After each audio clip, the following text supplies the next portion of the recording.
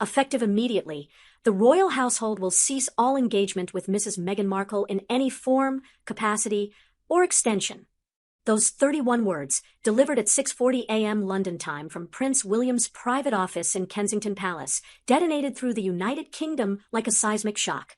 For the first time in modern royal history, the future king has publicly severed ties with a family member still holding royal titles. But the force of William's announcement was not simply in what he said, rather in how he said it. Calm, cold, absolute. This was no leaked memo. No, source close to the palace. This was William himself, stepping forward after King Charles transferred full crisis communication authority to him and Catherine, a move that insiders say marked the beginning of a new royal era. And with Charles battling health pressures and a collapsing public trust in Buckingham Palace's old communication style, this shift was more than symbolic. It was strategic. It was survival. 2 nights before William's declaration, Charles signed a private directive at Clarence House, known among aides as the Autumn Mandate. Catherine, Princess of Wales, would assume total authority in handling the fallout from Meghan Markle's resurfacing Epstein-related mentions, the leaked letters, and the rising American media hostility. But in that same directive, William was appointed executor, the man who would speak when the monarchy needed clarity, force, and decisiveness.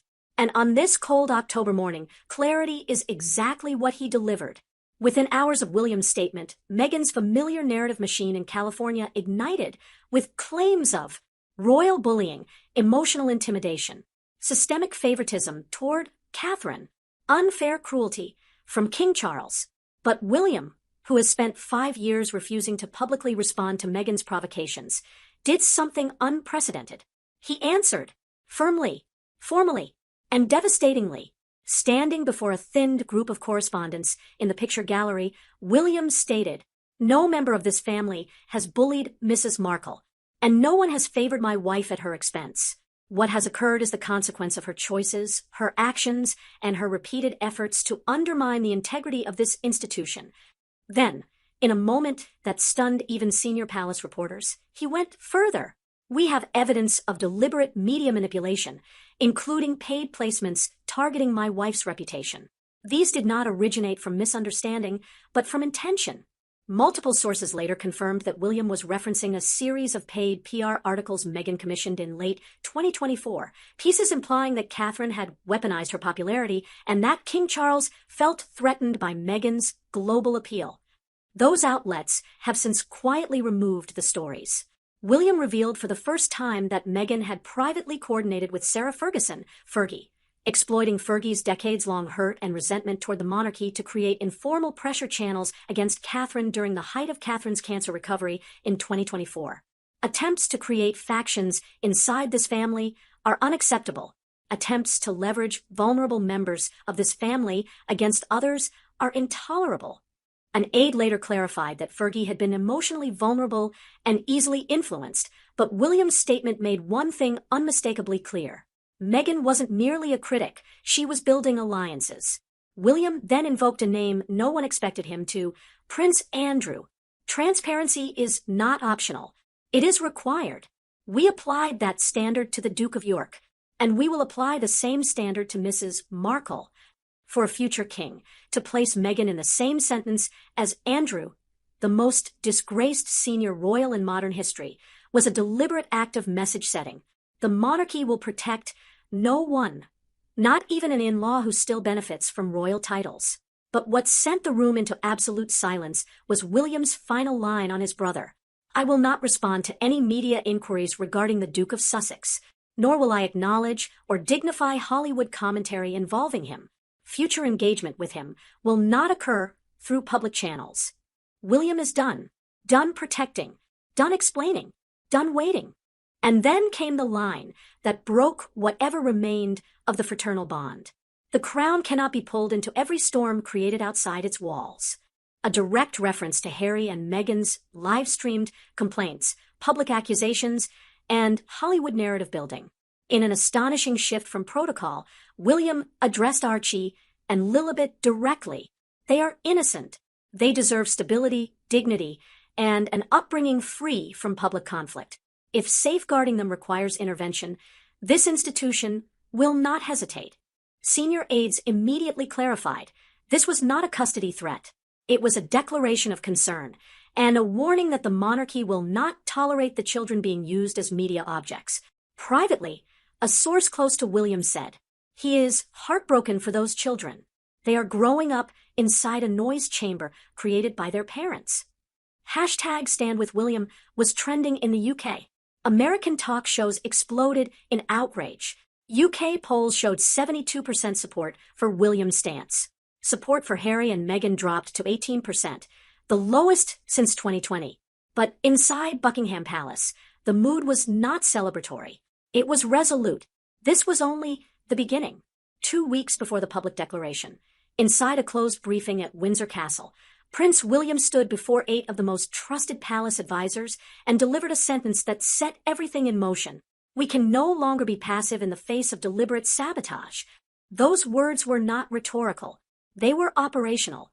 At 5:55 p.m. that evening, the royal household activated a confidential strategy operation, internal code name Ivory Shield, to formally prepare for the strategic disassociation of the royal family from Meghan Markle. It was the first time since the abdication crisis of 1936 that a royal communications team invoked full-scale disengagement protocols toward a living member of the Royal Insider Network. The trigger? A series of newly leaked private messages and correspondence from Meghan, allegedly sent between 2021 and early 2023, surfaced in late September 2025. These documents, according to 2 separate palace officials, not only detailed personal grievances about King Charles's supposed emotional cruelty and disinterest during Meghan's pregnancies, but went further to accuse the king of orchestrating Catherine's public favor at Meghan's expense. Even more damning, the leaks suggested Meghan had contacted 2 US-based media advisors with direct links to Netflix, with one message reading, "If Charles won't protect me, then the narrative will protect me." Within 24 hours of that leak, senior figures within the royal household, spearheaded by Lady Fiona Walsingham, the palace's deputy head of sovereign affairs, held back-to-back briefings with legal counsel and former MI5 risk auditors. The conclusion? Meghan was not just a rogue duchess. She was now a communications threat. On October 9, 2025, King Charles, already battling renewed health issues and facing dwindling approval ratings in the wake of Prince Andrew's housing scandal, made what some called the most significant internal shift since his coronation. In a sealed royal order known as Memo 2485, Charles transferred full public crisis command to the Prince and Princess of Wales. This meant 2 things. William would become the monarchy's sole public voice on all matters involving the Sussexes. Catherine would control all narrative framing, media relations, and audience tone calibration regarding the future of the family's image. This decision, described by an insider as Charles's last clean slate moment, signaled the palace's shift from reactive defense to proactive narrative leadership. "William isn't just cleaning up a mess," one former royal communications chief told us. "He's drawing a new boundary for the modern crown." Behind the scenes, William had been quietly tolerating Meghan's media provocations for years. But the final straw, according to insiders, wasn't what Meghan did. It was what Harry didn't do. After multiple statements from Meghan framing the palace as racist, elitist, and emotionally abusive, Harry remained publicly silent, but privately compliant. William reportedly reached out to his brother in early October with a firm message. "You know, this isn't true. You lived it. You know Catherine has never acted with malice. So why are you silent?" Harry's response, as reported by a palace aide, was cold, "Because speaking the truth means I lose everything." To William, that was a betrayal too far. "He's not protecting her anymore," the aide said. "He's enabling her." That, say royal observers, is what catalyzed William's pivot from restraint to confrontation. One of the most painful chapters in this unfolding royal rupture is the question of Archie and Lilibet. During his public address, William made clear that the crown had no intention of stripping the children of their rights or dignity, but he also delivered a line that shook audiences. If the cost of silence is the emotional well-being of children, then this silence must end. Multiple sources confirmed that the palace has explored legal avenues to offer guardianship protections for the children in the event of prolonged parental instability or public exposure. While no legal action has been taken, the message to Meghan and Harry was unmistakable. The children are not bargaining chips. As Catherine privately stated to a senior aide, We will not let those children become characters in a play written for California audiences. One of the more surprising turns came when Prince William publicly acknowledged Sarah Ferguson's role in bolstering Meghan's inner circle. Sources say Meghan and Fergie reconnected discreetly in early 2025 at a charity dinner in Monaco. Over the months that followed, Fergie, feeling increasingly estranged from Charles, and began acting as an informal sounding board for Meghan's frustrations with Catherine and the broader royal structure. But William's team uncovered a series of encrypted messages and communications between Meghan and Fergie, allegedly strategizing a media rollout to discredit Catherine's fragile queen image during her illness recovery period. The exposure of this collaboration triggered Fergie's immediate removal from upcoming royal events and sent a chilling warning to other extended family members. Loyalty is not optional anymore. By the end of October, all palace departments were instructed to remove the Duke and Duchess of Sussex from mailing lists, ceremonial briefings, and diplomatic liaison protocols. The official language used in internal files: zero access status effective until further notice. But it was William's final internal memo to staff that encapsulated the stakes. The crown cannot be bound by fear of scandal. If we are to be worthy of the public's faith, we must demonstrate discipline, boundaries, and a refusal to enable emotional blackmail. For the first time in decades, the monarchy isn't retreating in silence. It's drawing lines in stone. Just 72 hours after Prince William's thunderous declaration, a new storm began brewing. This time not from Windsor, but from the glittering hills of Montecito. At exactly 8:01 a.m. Pacific Time, a carefully orchestrated media cycle was launched across Los Angeles and New York. Front-page leaks, unnamed insider reports, and a sudden flurry of calls from Meghan Markle's PR firm to Netflix, Spotify, and multiple Hollywood trade outlets. The headline was synchronized. Exclusive: Meghan breaks silence after royal fallout. But Meghan didn't appear in person. Not yet. This was a soft launch retaliation, and it was carefully curated. Sources from within multiple entertainment agencies confirmed that Meghan's team had prepared for this moment for months. The media playbook deployed mirrored the structure of a celebrity crisis recovery package: deflect, reframe, hint, and monetize. Phase 1, victimhood and resilience. Journalists received pre-cleared phrases through intermediaries. Meghan feels she was never truly accepted by the Windsor family. There was emotional cruelty behind the scenes, especially during her second pregnancy. Her mental health was dismissed, her ideas minimized. Phase 2, revenge through reinvention. Meghan's team emphasized her next chapter: wellness investments, a new children's book, a potential docuseries on healing generational trauma. The underlying message: she doesn't need the crown. She's building her own. Phase 3, use the children as anchors. The most provocative detail leaked was a quote from a close friend, printed in Variety. All Meghan wants is to raise her children in peace. But when the institution attacks, her instinct is to protect them like any mother would. Within 36 hours, Kensington Palace issued an unusually blunt rebuttal. The Crown categorically denies any claim that seeks to reframe a pattern of deliberate provocation as victimhood. We will not respond further to speculative content promoted for commercial gain. More importantly, William personally instructed legal counsel to initiate preliminary steps for title removal. A highly confidential royal document, known internally as Order W-17, was sent to the Privy Council for review. The request: strip the Duke and Duchess of Sussex titles in full. Issue a formal advisory to British embassies worldwide not to recognize Meghan or Harry as working royals in any form. Freeze royal property entitlements, ceremonial listings, and diplomatic access. This wasn't just royal scorn.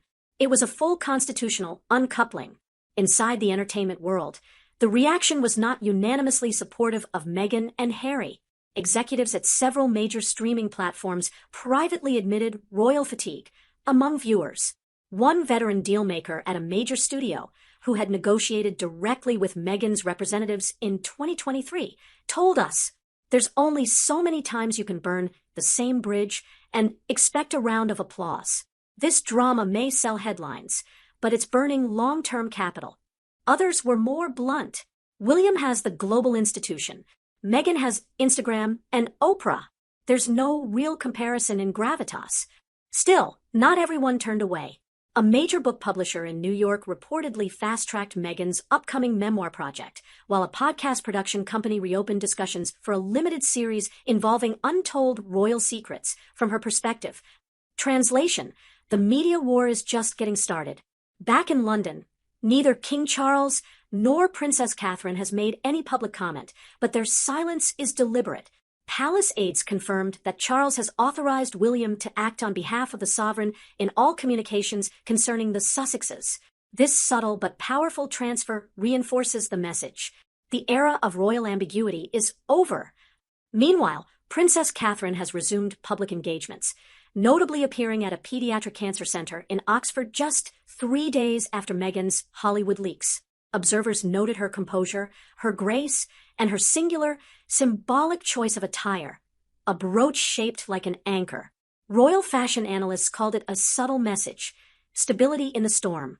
One child reportedly asked Catherine if she was okay, referencing media speculation about her health. Her reply: "I'm very well, thank you. We all have to be strong sometimes, don't we?" Those 7 words went viral within hours and were viewed by many as a quiet rebuke to Meghan's public despair narrative. The palace's most devastating signal, however, wasn't directed at Meghan. It was aimed squarely at Prince Harry. In a confidential briefing leaked to the Times, an advisor summarized William's private position: "We can accept grief. We can accept differences. But we cannot accept betrayal. Not after all we've endured." William, in a final note to senior staff, made his personal stance unequivocal: "Harry is my brother, but I will not allow him to use our family name while it is being weaponized against our institutions." That era is over. Insiders say this is the last off-ramp for Harry. If he continues aligning with Meghan's media strategy, he risks losing all official recognition, including royal titles, ceremonial privileges, and, most heartbreakingly, the chance to rejoin any future family legacy projects. As one palace aide put it bluntly, he must choose the drama or the dynasty. As Prince William delivered one of the most forceful rebukes in modern royal history, all eyes turned, naturally, to the woman beside him, Princess Catherine. No longer just the Duchess of Cambridge, no longer just a supportive consort, but the de facto guardian of royal dignity, now stepping into a visible mantle of moral authority once held by Queen Elizabeth herself. And not a single word from her was necessary. Catherine's first public appearance following William's declaration was nothing short of emblematic. She arrived at the St. Bartholomew's Foundation Gala in a minimalist cream gown, with no tiara, no dramatic entrance, just a single white poppy pin to her neckline. The symbolism was unmistakable: peace, remembrance, and restraint. Despite the firestorm swirling around her name, fueled by years of headlines, comparison narratives, and now direct allegations from Meghan's Hollywood sympathizers, Catherine's demeanor remained resolute, kind, and almost surgical in its calmness. One royal correspondent on site noted, "The temperature dropped the moment she entered, not because she was cold, but because she cooled the room with clarity." Insiders have confirmed that the past 6 months have taken an enormous toll on Catherine's well-being. Between caring for her children, supporting Charles during his treatment, and managing a royal calendar now nearly double its usual weight, she has had little space for reflection, let alone retaliation. And yet, when questioned privately about Meghan's accusations of favoritism and bullying within the royal household, Catherine gave a response that stunned even veteran aides. "I forgive her, but I will not absorb her pain as my fault." This statement, shared behind palace walls but soon leaked to the Telegraph, was described as less a denial, more a refusal to be emotionally manipulated. It reflects the new ethos the palace is now embracing under William and Catherine: directness without cruelty, response without drama, and above all, duty over distraction. While King Charles remains monarch in title, it is Catherine, alongside William, who is now wielding the crown's emotional authority. In moments when Charles's health or public sentiment hangs in the balance, it is Catherine who enters the space left behind by Queen Elizabeth, steady, maternal, and unshaken. A veteran royal historian remarked, "In a monarchy built on symbolism, Catherine has become the new center of gravity. And it didn't require a throne, it required trust." The public, it seems, agrees. Polls taken by the Times and YouGov show an overwhelming majority of British citizens, Over 76% now view Catherine as the most trusted royal figure above Charles, William, or even the late Queen's legacy markers. And as one young mother tearfully told reporters after seeing Catherine at a children's hospital, she doesn't need to speak. She just needs to show up. That's enough for me to believe the monarchy still has a heart. The words came not from anger, but from sorrow. And yet, their impact struck harder than any royal decree in living memory. At a closed-door briefing held at Kensington Palace, Prince William made the final, irrevocable move. As of today, he began, the royal family formally and permanently severs all institutional ties with Meghan Markle. And going forward, we will not respond to, endorse, or acknowledge any media or public statements made by her or her representatives under the guise of royalty. It was a line in the sand, and for the first time, it included his own brother.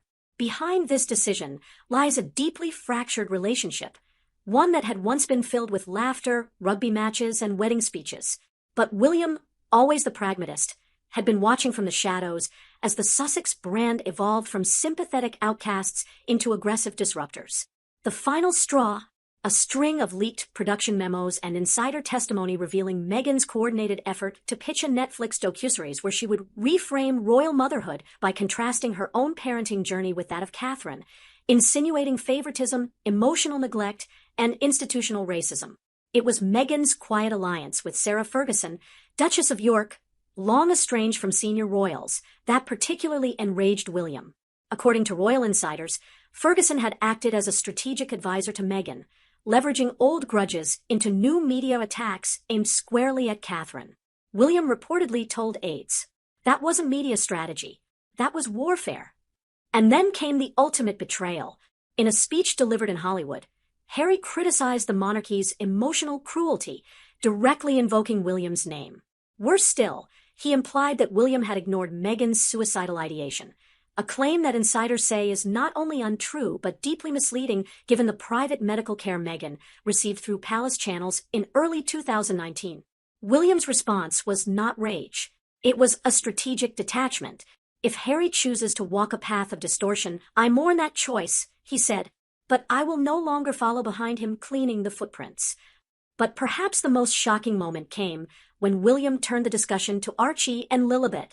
In a move that stunned even his closest advisors, he stated, "If the environment they are growing up in becomes toxic beyond repair, the Crown will offer sanctuary, not as a royal claim, as a duty to two children born into chaos." The statement, though legally symbolic and not enforceable across jurisdictions, was a moral thunderclap. William accused Harry and Meghan of weaponizing their children for public empathy while exposing them to a never-ending storm of scandal, press manipulation, and unstable narratives. He cited examples, their photos being withheld unless media outlets used correct language, conflicting accounts of christening invitations, the use of Lilibet's name, which had deeply hurt Queen Elizabeth in her final months, and, most jarring of all, the children had been included, by name, in scripts pitched to producers in California, according to documents now circulating among royal legal teams. William's quiet fury was palpable. "We lost our mother to a world of flashing lights and broken truths," he said. "I will not watch another generation of children grow up under the weight of someone else's trauma." To underscore the gravity of his words, William invoked the monarchy's response to Prince Andrew, his uncle, long stripped of duties and titles due to scandal. This institution does not reward disgrace with continued privilege. Whether that disgrace is financial or emotional, public or private, the principle remains: no one exploits this crown without consequence. And with that, William formally initiated the revocation process, Meghan's remaining honorary designations to be suspended. The Sussex brand is no longer permitted to appear on royal program literature. Harry's last two military affiliations, held in honor but not in duty, to be reviewed and likely revoked. Even more, William made a quiet but pointed request that Hollywood agencies cease using the term royal when promoting Harry or Meghan unless legally cleared by Buckingham Palace. King Charles, recovering from another round of treatment, issued no immediate statement, but sources say he quietly endorsed the move, acknowledging that the time had come to protect the monarchy from self-cannibalization. Meanwhile, Princess Catherine's support was both subtle and significant. At a youth literacy event the following morning, she read from a children's book titled The Tree That Stood Alone But Grew Strong. The press interpreted it as a message to Harry. Perhaps it was also meant for William. In the press pen, a reporter whispered, "The palace isn't just drawing lines anymore. They're planting roots." As the dust begins to settle around Prince William's unprecedented statement, it becomes clear that the issue at hand was never simply about Meghan Markle. Nor was it just about Prince Harry, nor the string of interviews, documentaries, or tell-all memoirs. This, insiders say, was about restoring a fractured reflection. The royal family's reflection, shattered by years of mistrust, blurred boundaries, and misused visibility. And William? He's not just holding a line. He's rebuilding the mirror. For the past 5 years, the British monarchy has struggled to maintain moral clarity in the age of influencer politics and emotional marketing. From Oprah Winfrey's 2021 interview to the recent Vanity Hollywood Gala speech by Harry, the royal family has been reactive rather than strategic. That changed the moment Charles handed William full authority on public positioning regarding Meghan Markle. This was an act of institutional preservation, says Sir Thomas Redgrave, a former royal press secretary. But more importantly, it was an emotional declaration that the monarchy will no longer allow its image to be hijacked, manipulated, or disrespected. William's tone, direct, almost surgical, signaled a shift from diplomacy to doctrine. And in doing so, he reasserted the principles of merit, responsibility, and earned grace. No more ambiguity about who speaks for the crown. No more passive tolerance of contradictory narratives. No more soft indulgence of external family drama bleeding into the fabric of constitutional stability. Though not the subject of William's press briefing, Catherine's role was impossible to ignore. Time and again, Meghan's grievances, public and private, returned to comparisons with the Princess of Wales. Accusations of favoritism, rumors of rivalry, alleged palace coldness. Yet, Catherine never responded publicly, even as she was blamed for everything from a tear over flower girl dresses to symbolic snubs at royal events. Sources close to Kensington say this silence was not passivity. It was protection for her children, for the crown, and for a husband caught between brotherhood and burden. "You don't build a future monarchy on noise," one insider remarked. "You build it on consistency." And Catherine has been the most consistent figure we've had since the Queen. Indeed, Catherine's recent increase in royal engagements, including stepping into charitable leadership roles previously reserved for the monarch, signals not just survival, but ascension. Her name is now associated with trust, discipline, and international goodwill, especially after her acclaimed diplomacy during the Vatican summit and her global women's health initiative. And it is this contrast between sustained service and self-authored chaos that William has finally chosen to highlight. William's remarks also included a subtle but powerful warning to entertainment and media empires. No one under the illusion of royalty should be permitted to exploit it without authorization. Titles do not travel where responsibility does not follow. This statement, though polished, was a direct shot across the bow of Netflix, Spotify, Penguin Random House, and every other platform that has benefited from the Sussex story without respecting the crown's legal and symbolic boundaries.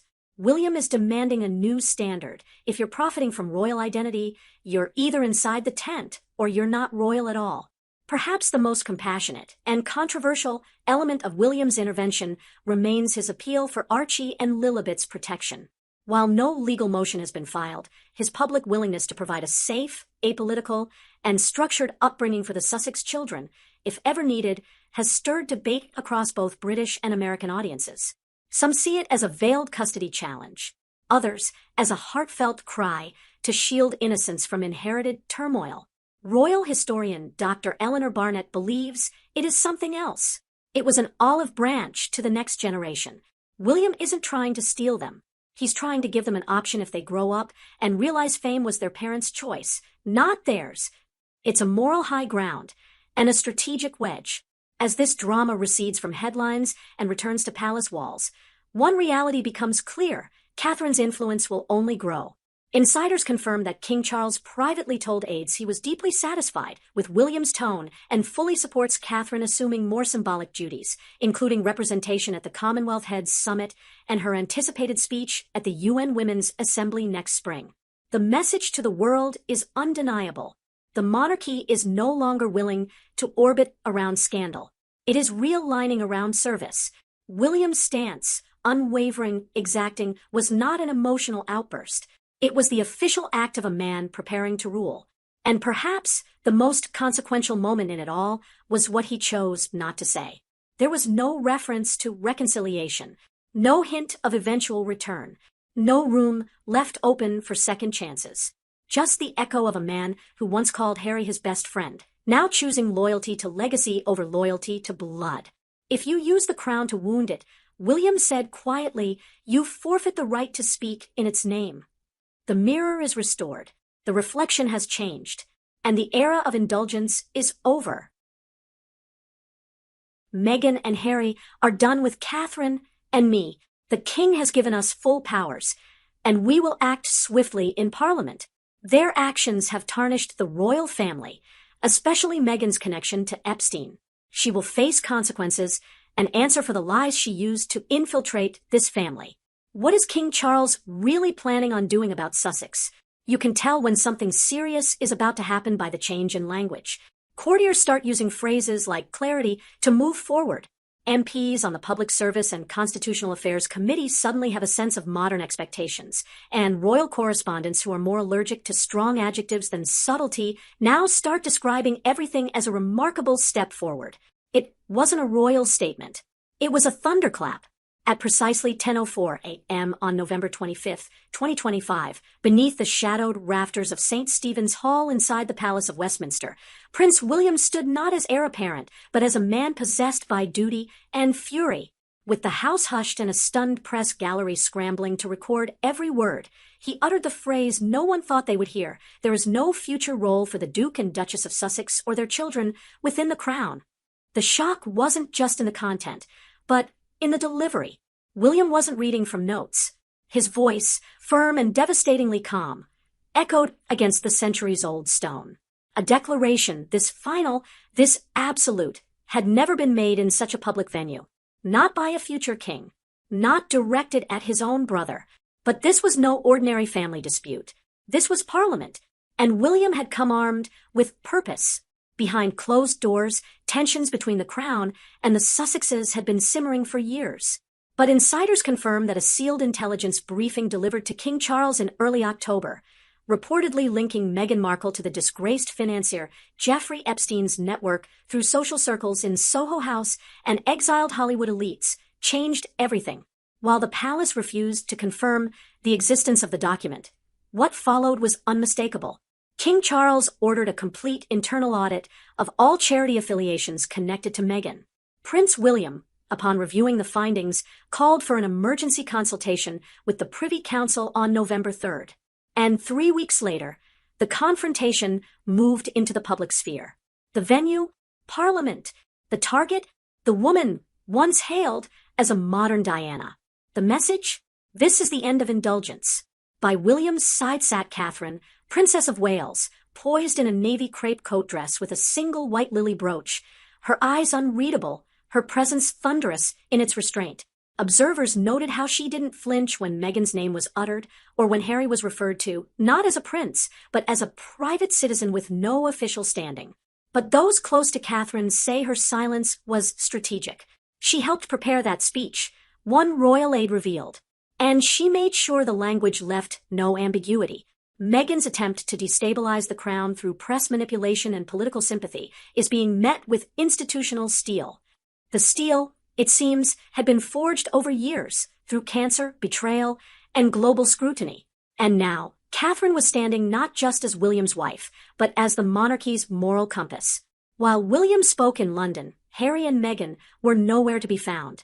Their Montecito mansion, once the subject of endless paparazzi obsession, had been conspicuously dark since early November.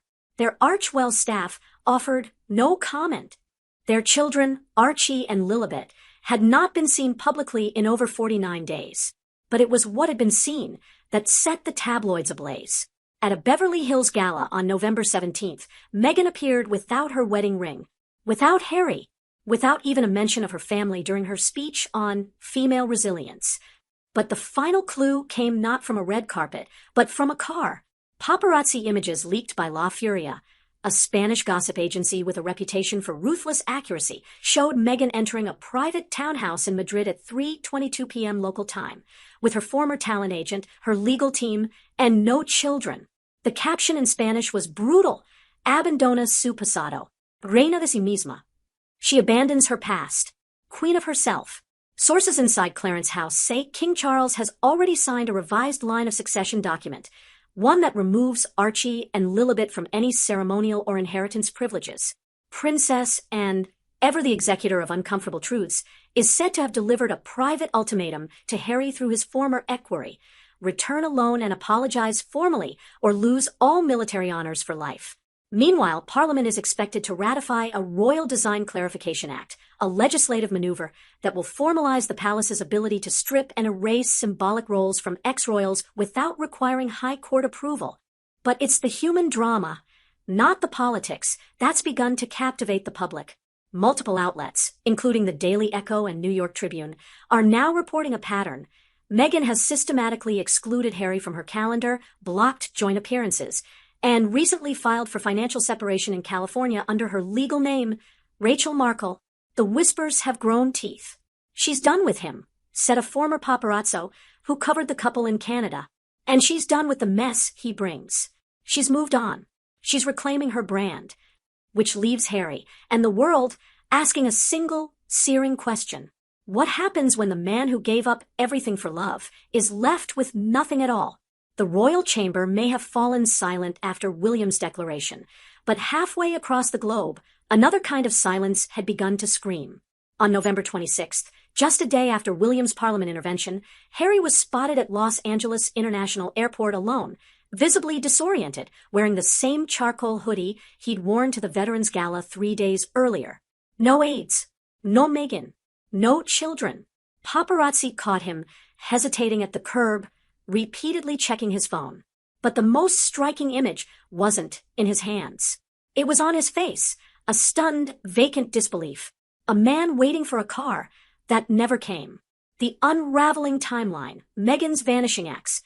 According to industry insiders in Los Angeles and Madrid, Meghan had pulled away long before the public noticed.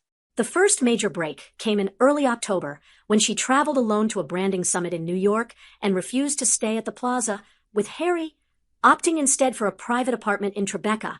Then came the seating incident at the Time 100 Impact Awards on October 29th, where Meghan reportedly instructed the organizers to place her solo at the front, separating her from Harry by 3 rows. One witness claimed she told staffers, "It's better this way. I'm representing me." By mid-November, Harry had been fully scrubbed from Meghan's personal social channels, PR memos, and Archewell-related strategy meetings. A royal press aide confided to the Herald. She ghosted him. And worse, she made it look like he was the problem. Clues in the gala circuit, when eyes said everything. At the November 17th Beverly Hills Resilience Gala, Meghan stunned in a silver column dress and diamond earrings once rumored to be a gift from Harry's grandmother. But instead of referencing motherhood or shared purpose, Meghan's speech was chillingly detached. "We are not what others project onto us. We are not our mistakes. We are not someone else's legacy." That same night, a viral moment occurred backstage when stylist Kemi Rhodes was heard asking, "Will Harry be joining you?" Meghan allegedly replied, with a tight smile, "Harry? Oh honey, he was just a phase." Whether meant as a joke or truth, the damage was done. Within hours, #JustAPhase trended worldwide, used both by Meghan's fans defending her independence and critics accusing her of betrayal. Catherine's calculated elegance and devastating impact. Meanwhile, back in the UK, Catherine quietly made her most loaded appearance of the year. At the Remembrance Garden ceremony in Windsor on November 28th, she wore not black, but a regal deep Windsor blue, a color historically associated with renewal and transition in royal tradition. On her collar, a single white rose pin, widely interpreted by royal watchers as a symbol of dignity in betrayal. She said nothing to the press, but a close friend told the Daily Mail. Every inch of her outfit was chosen. Catherine doesn't throw shade. She casts legacy. And as the Sussex camp continued to spiral, Catherine's stature only grew. Silently, symbolically, strategically. William's follow-up, sealing the divide. 3 days after Parliament, William doubled down with a quiet but powerful meeting at Clarence House with Prime Minister Fraser and 3 Privy Councillors. Though no official statement was made, leaked minutes from the conversation revealed that William had requested the Sussex titles be legally retired before January 2026. His justification? Confusion is no longer tolerable. The Crown cannot carry contradiction. Harry, alone in Montecito. Back at the Montecito estate, Harry's car was spotted returning late on November 28th, driven by a new security detail, not his usual staff. His team issued no statements. But according to a neighbor quoted by the New York Post, you can hear him walking the property at night. Alone. No kids. No Meghan. Just footsteps on gravel. Even the Spotify and Netflix teams have reportedly gone cold, no longer counting on Sussex stories as viable content drivers for 2026. A producer confided, the interest isn't there anymore.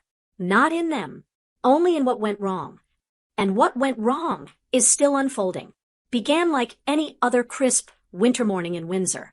But inside the private chamber of St. James's Palace, the mood was anything but routine. With Charles temporarily retreating from daily affairs due to health complications, Prince William summoned 2 constitutional advisors, the Royal Herald and the new Deputy Comptroller of Titles. On the long oak table lay a single vellum document, hand-bound in blue leather and sealed with the Prince of Wales's own signet. It was titled simply, The Design. The erasure becomes law. By 10:45 a.m., 3 inked strokes finalized the most dramatic removal in modern royal history. Harry, Meghan, Archie, and Lilibet were fully eliminated from the updated line of ceremonial succession, with legal reinforcement that went beyond symbolic gesture. While they had previously stepped back, they were now, on record, written out. No royal honors. No ceremonial invitations. No Windsor rolls. No security clearance. No nameplate in the 2026 Royal Family Yearbook. A royal aide whispered to the Telegraph. It's not just that they're not coming back. It's that there's no place for them to return to. This new structure, known internally as the Restoration Design, repositions the monarchy around a slimmed core. William, Catherine, their 3 children, and Edward and Lady Louise. But the design wasn't just about exclusion. It was about institutional inoculation. The royal brand, as one strategist put it, must be immune to emotional instability, political opportunism, and Hollywood narrative games. Madrid, Meghan's chosen stage of finality. While William held court in London, Meghan was making headlines in Spain. On the evening of December 2nd, she appeared solo again at the Reina Sofia Modern Art Museum in Madrid for the International Women's Leadership Forum. Wearing an all-white balmain jumpsuit and a minimalist silver cuff, she delivered a keynote speech titled, Becoming Untethered. What drew attention wasn't just her presence, but her pointed language. Some of us are born into structures. Others are married into them. But legacy is what you write for yourself, not what you inherit from titles or crests. Though she never mentioned Harry by name, her next line set social media ablaze. There comes a moment when you must choose between peace and performance. And I, for one, no longer perform. Immediately, hashtags like hashtag she left first and hashtag not his princess began trending. Vanity Fair dubbed the speech a gentle guillotine. But for royal watchers, the choice of Madrid, where Queen Letizia famously broke palace norms years earlier, wasn't subtle. It was a coronation of independence. Hours after the Madrid speech, Harry's longtime private therapist was seen entering the Montecito compound. Those sources remained tight-lipped. An insider confided to the Times. He never saw it coming. Not this fast. Not this public. Harry had unfollowed Meghan's stylist, spiritual advisor, and 3 Archewell executives on Instagram. A former staffer called it a digital divorce in progress. Perhaps most heartbreakingly, Meghan's podcast episode featured a quote that sent shockwaves through Windsor. Sometimes you outgrow people, even the ones you once married. Catherine's rise, quiet and terrifying. Back in Britain, Catherine was enacting a masterclass in dignified control. On November 20th, she hosted the annual Children's Hospice Winter Gala, an event traditionally left to Queen Consort Camilla. Instead of a speech, she read a bedtime story on stage. The story? The Paper House, about a young girl who builds her own family when her old one collapses. The message was unmistakable. The children applauded, but it was the adults who were shaken. The Guardian headline the next morning read, "Catherine doesn't clap back. She constructs." William's next move came quickly. On November 21st, he met with military chiefs and veterans representatives, announcing that moving forward, only working royals will be permitted at national remembrance services and ceremonial installations. A clear blow to any Sussex return attempt. But more than that, a line in stone. "We honor service, not slogans," William said during his speech at the Sandhurst Remembrance Garden. The applause from the military, insiders say, lasted almost a full minute. As Christmas approached, the official 2025 royal holiday portrait was released. The location? Sandringham. The lineup? William, Catherine, George, Charlotte, Louis, and Lady Louise, and the king seated beside Catherine, his hand lightly resting on hers. Harry and Meghan were not mentioned. Not once. Not even a digital snowflake beside their name. By November 22nd, 2025, the international press cycle that had once lionized the Sussex brand was in free fall. What began as murmurs in private royal circles had erupted into a full-blown media unraveling, one headline at a time.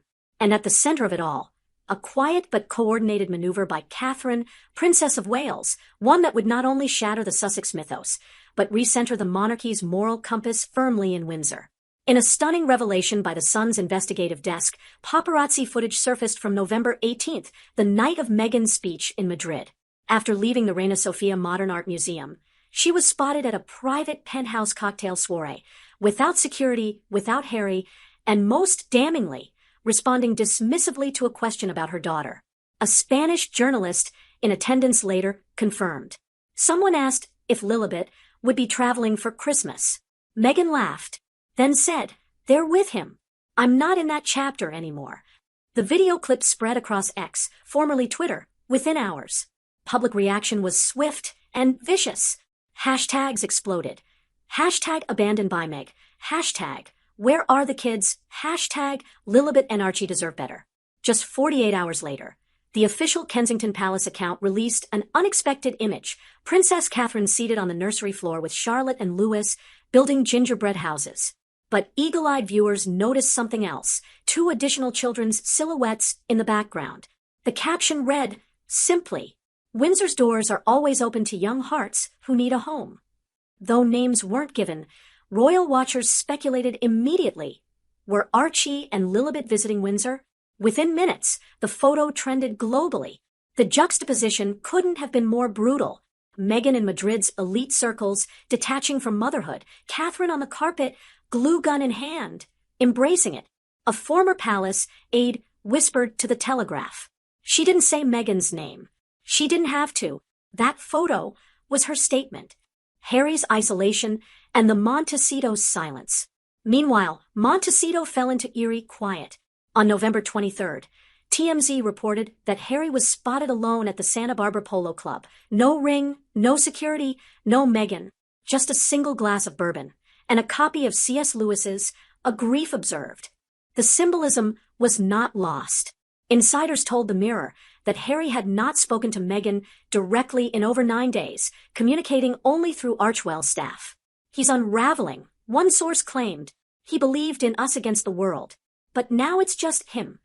Archwell's main webpage had silently removed Meghan's personal statement about raising a family. The edit was subtle, but the erasure complete.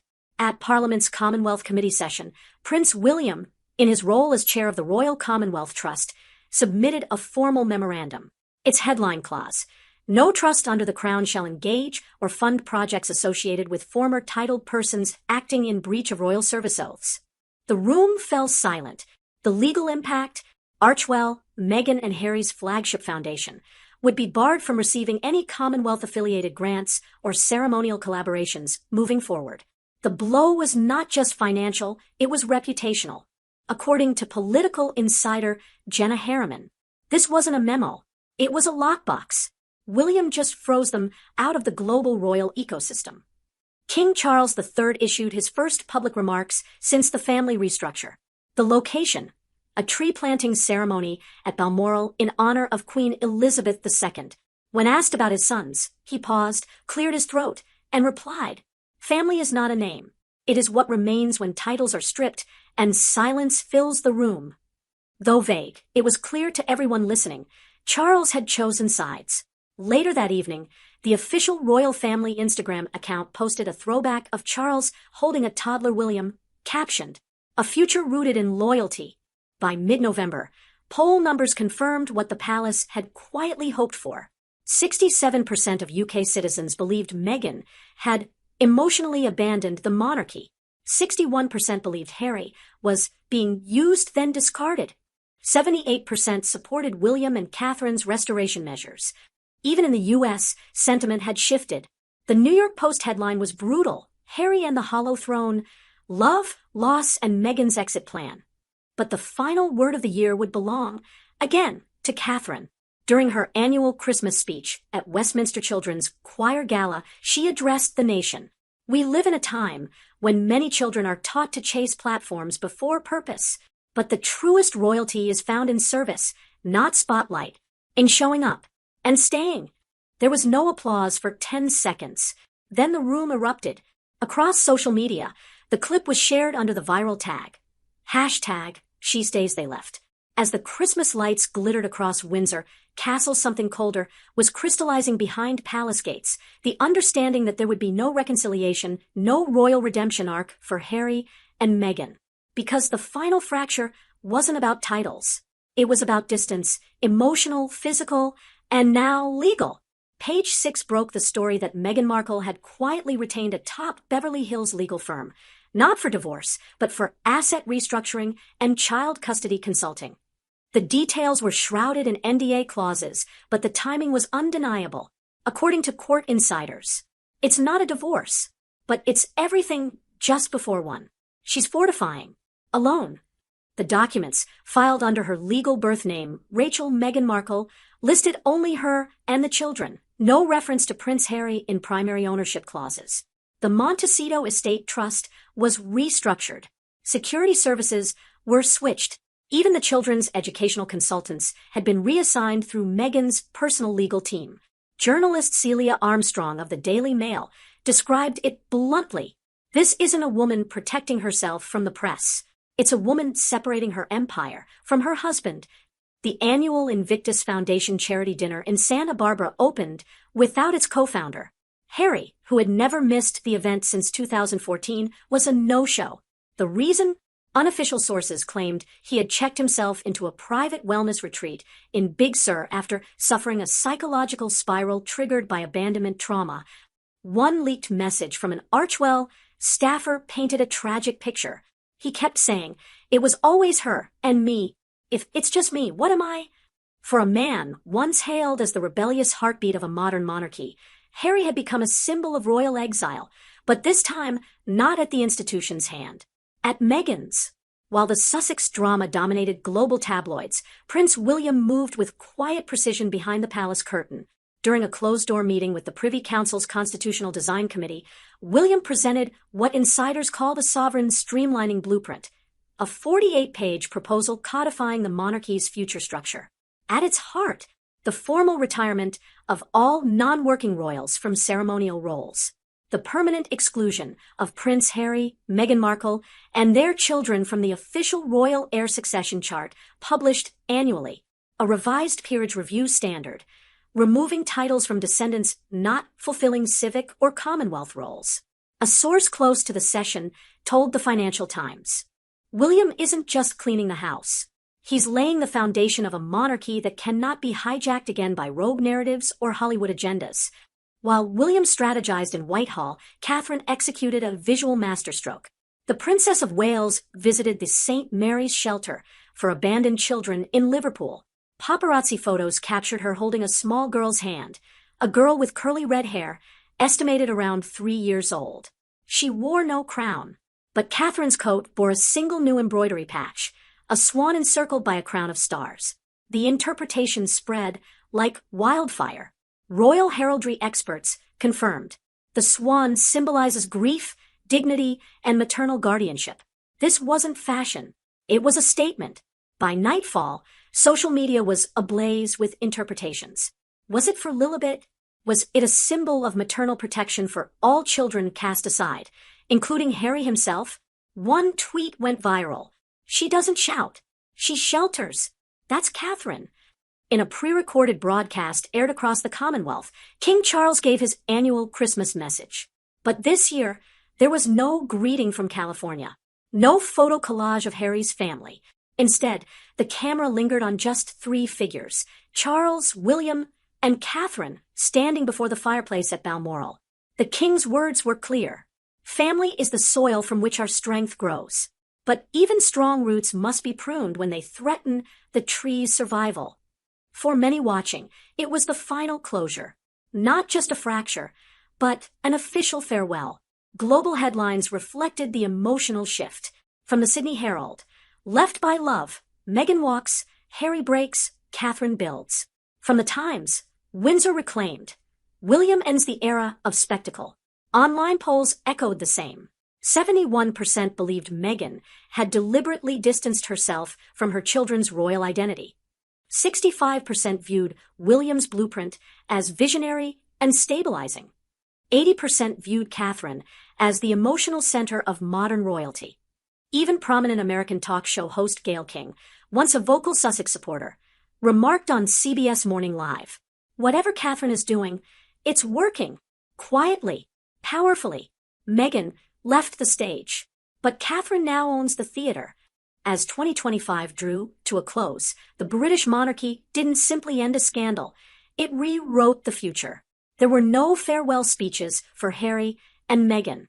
No return tickets tucked under palace carpets.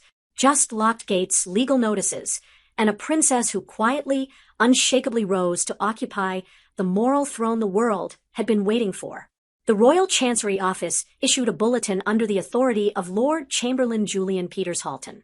The styles and titles of Duke and Duchess of Sussex are retired from official state usage. No correspondence shall reference said titles in the Commonwealth or the court circular henceforth. What had been whispered since the July parliamentary inquiry was now reality. The House of Windsor, under William's direction, had closed the chapter with no room for annotation. Later that evening, legal counsel confirmed that the titles had been struck from the royal order of precedence, meaning Archie and Lilibet would never receive royal styles, no HRH, no future roles, no ceremonial visibility. One palace aide put it bluntly, "There's no footnote. They're not in the plan. Not now. Not ever." As if on cue, Meghan Markle was spotted boarding a private jet from Nice to Monaco, flanked by entertainment lawyer Jada Bloom and longtime stylist Claire Macmillan. There was no Harry, no children. Paparazzi photographs showed Meghan smiling, phone in hand, wearing a white linen jumpsuit, a striking echo of Diana's infamous revenge wardrobe. But to the public, it wasn't empowering. It was erasure. An anonymous former Archewell employee disclosed to the Telegraph. Meghan's not planning for family. She's planning for a comeback, solo. That same day, tabloid exposés revealed her team had pitched a new docuseries to Netflix, tentatively titled Becoming Meghan, the woman, not the wife. Harry broke his silence. Through his legal spokesperson in California, he released a short but piercing statement. "I remain devoted to my children, regardless of place or title. I did not walk away." It was a cry into a vacuum, a message meant for 2 audiences, his family in Windsor and a woman now on another continent. Royal commentator Hugo Grantham noted, "Harry has not only lost his role, he's lost his narrative. He's become a footnote in both Windsor and Hollywood, and that's the cruelest exile." Catherine, Princess of Wales, hosted a quiet, invitation-only event at Sandringham Chapel titled Hope and Continuity, a reflection on service. The guest list included frontline nurses, single mothers, and war widows, but no politicians, no influencers, no press stage. There, Catherine revealed a new symbolic artifact, the Unity Crown brooch, a handcrafted sapphire and pearl pin made from fragments of Queen Elizabeth II's personal collection, gifted posthumously in her final codicil. Its meaning was clear, a fusion of legacy, grief, and purpose.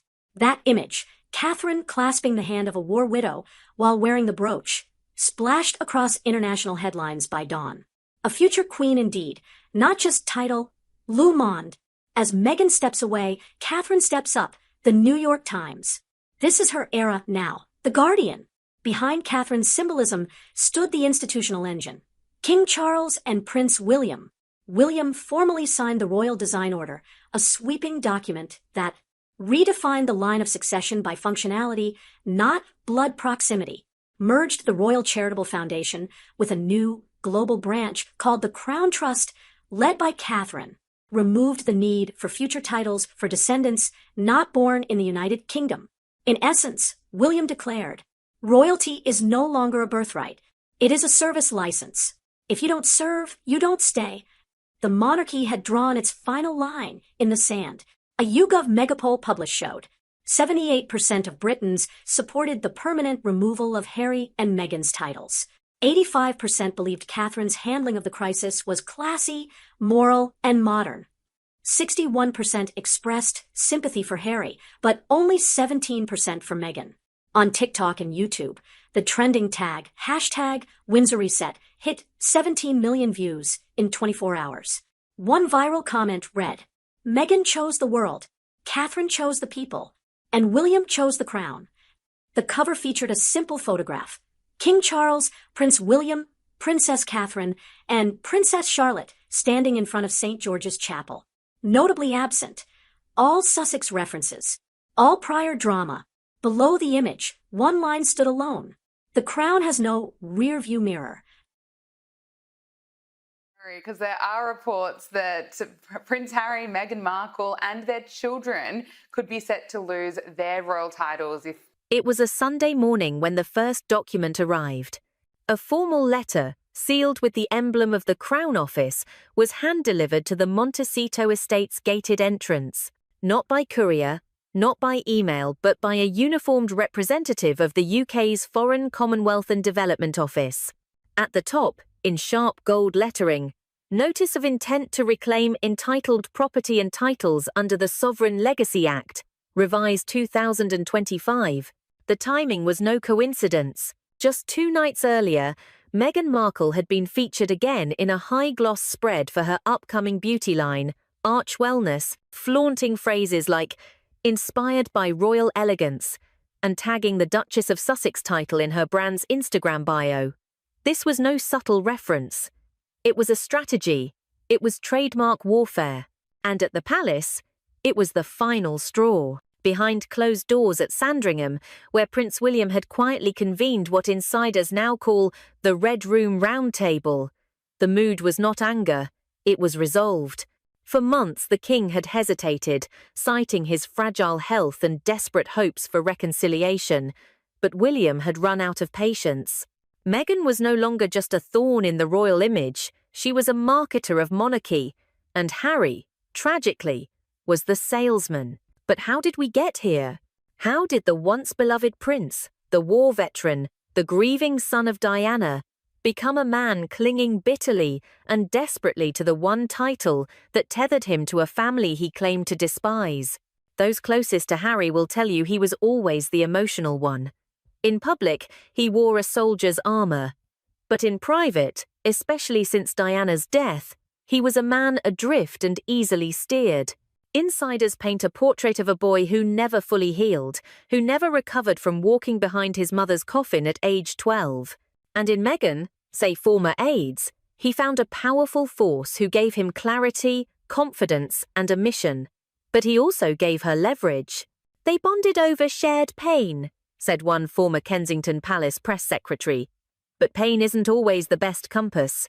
And she learned quickly that Harry would go to war with anyone, including his own brother, if she said she felt unsafe. Which is why the battle for the Sussex title wasn't just about business, it was about identity. In her latest branding documents filed with the US Patent and Trademark Office, Meghan's company requested rights to a line of cosmetic and wellness goods marketed under the Duchess collection. That application, which includes skincare, teas, aromatherapy kits, and even bath bombs, is now under legal review. Why? because Meghan, despite no longer serving as a working royal, used the Sussex title as the commercial backbone of her public persona. And for the palace, this crossed every line. It violated the late Queen's 2020 directive that no royal titles be used for personal enrichment. The Queen had made one thing crystal clear: you may step back, but you may not cash in. But Meghan didn't just step back. She turned the step into a brand. And Harry, say insiders, knew it. But he said nothing. Why? Because for Harry, the title was his last connection to legitimacy, to Diana's legacy, to Britain, to the one thing he still believed gave his children protection. And now, it was under threat. Prince William has played the long game. While Charles dealt with chemotherapy and Camilla with damage control, William moved. He secured legal consensus from the Crown estates, aligned with Princess Anne and Edward, and quietly initiated the withdrawal procedure. A royal title is not personal property, the memorandum states. It is a delegated symbol of state authority.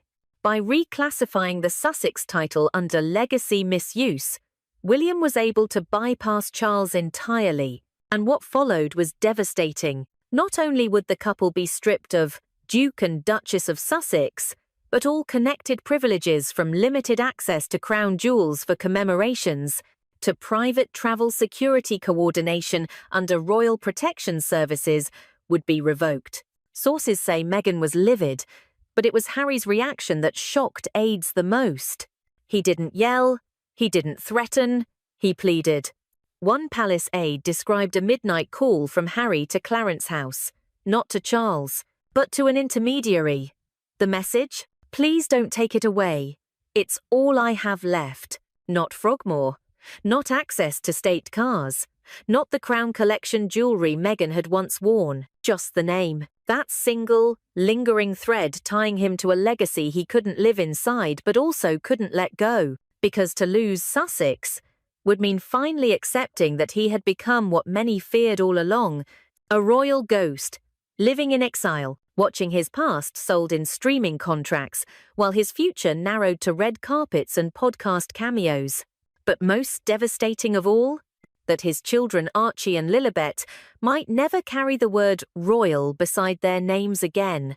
If there was one thing the royal family feared more than scandal, it was branding. In recent decades, the monarchy has weathered affairs, divorces, betrayals, and even accusations of racism, but it has always fought to preserve one thing: the sanctity of the crown as an institution above commerce.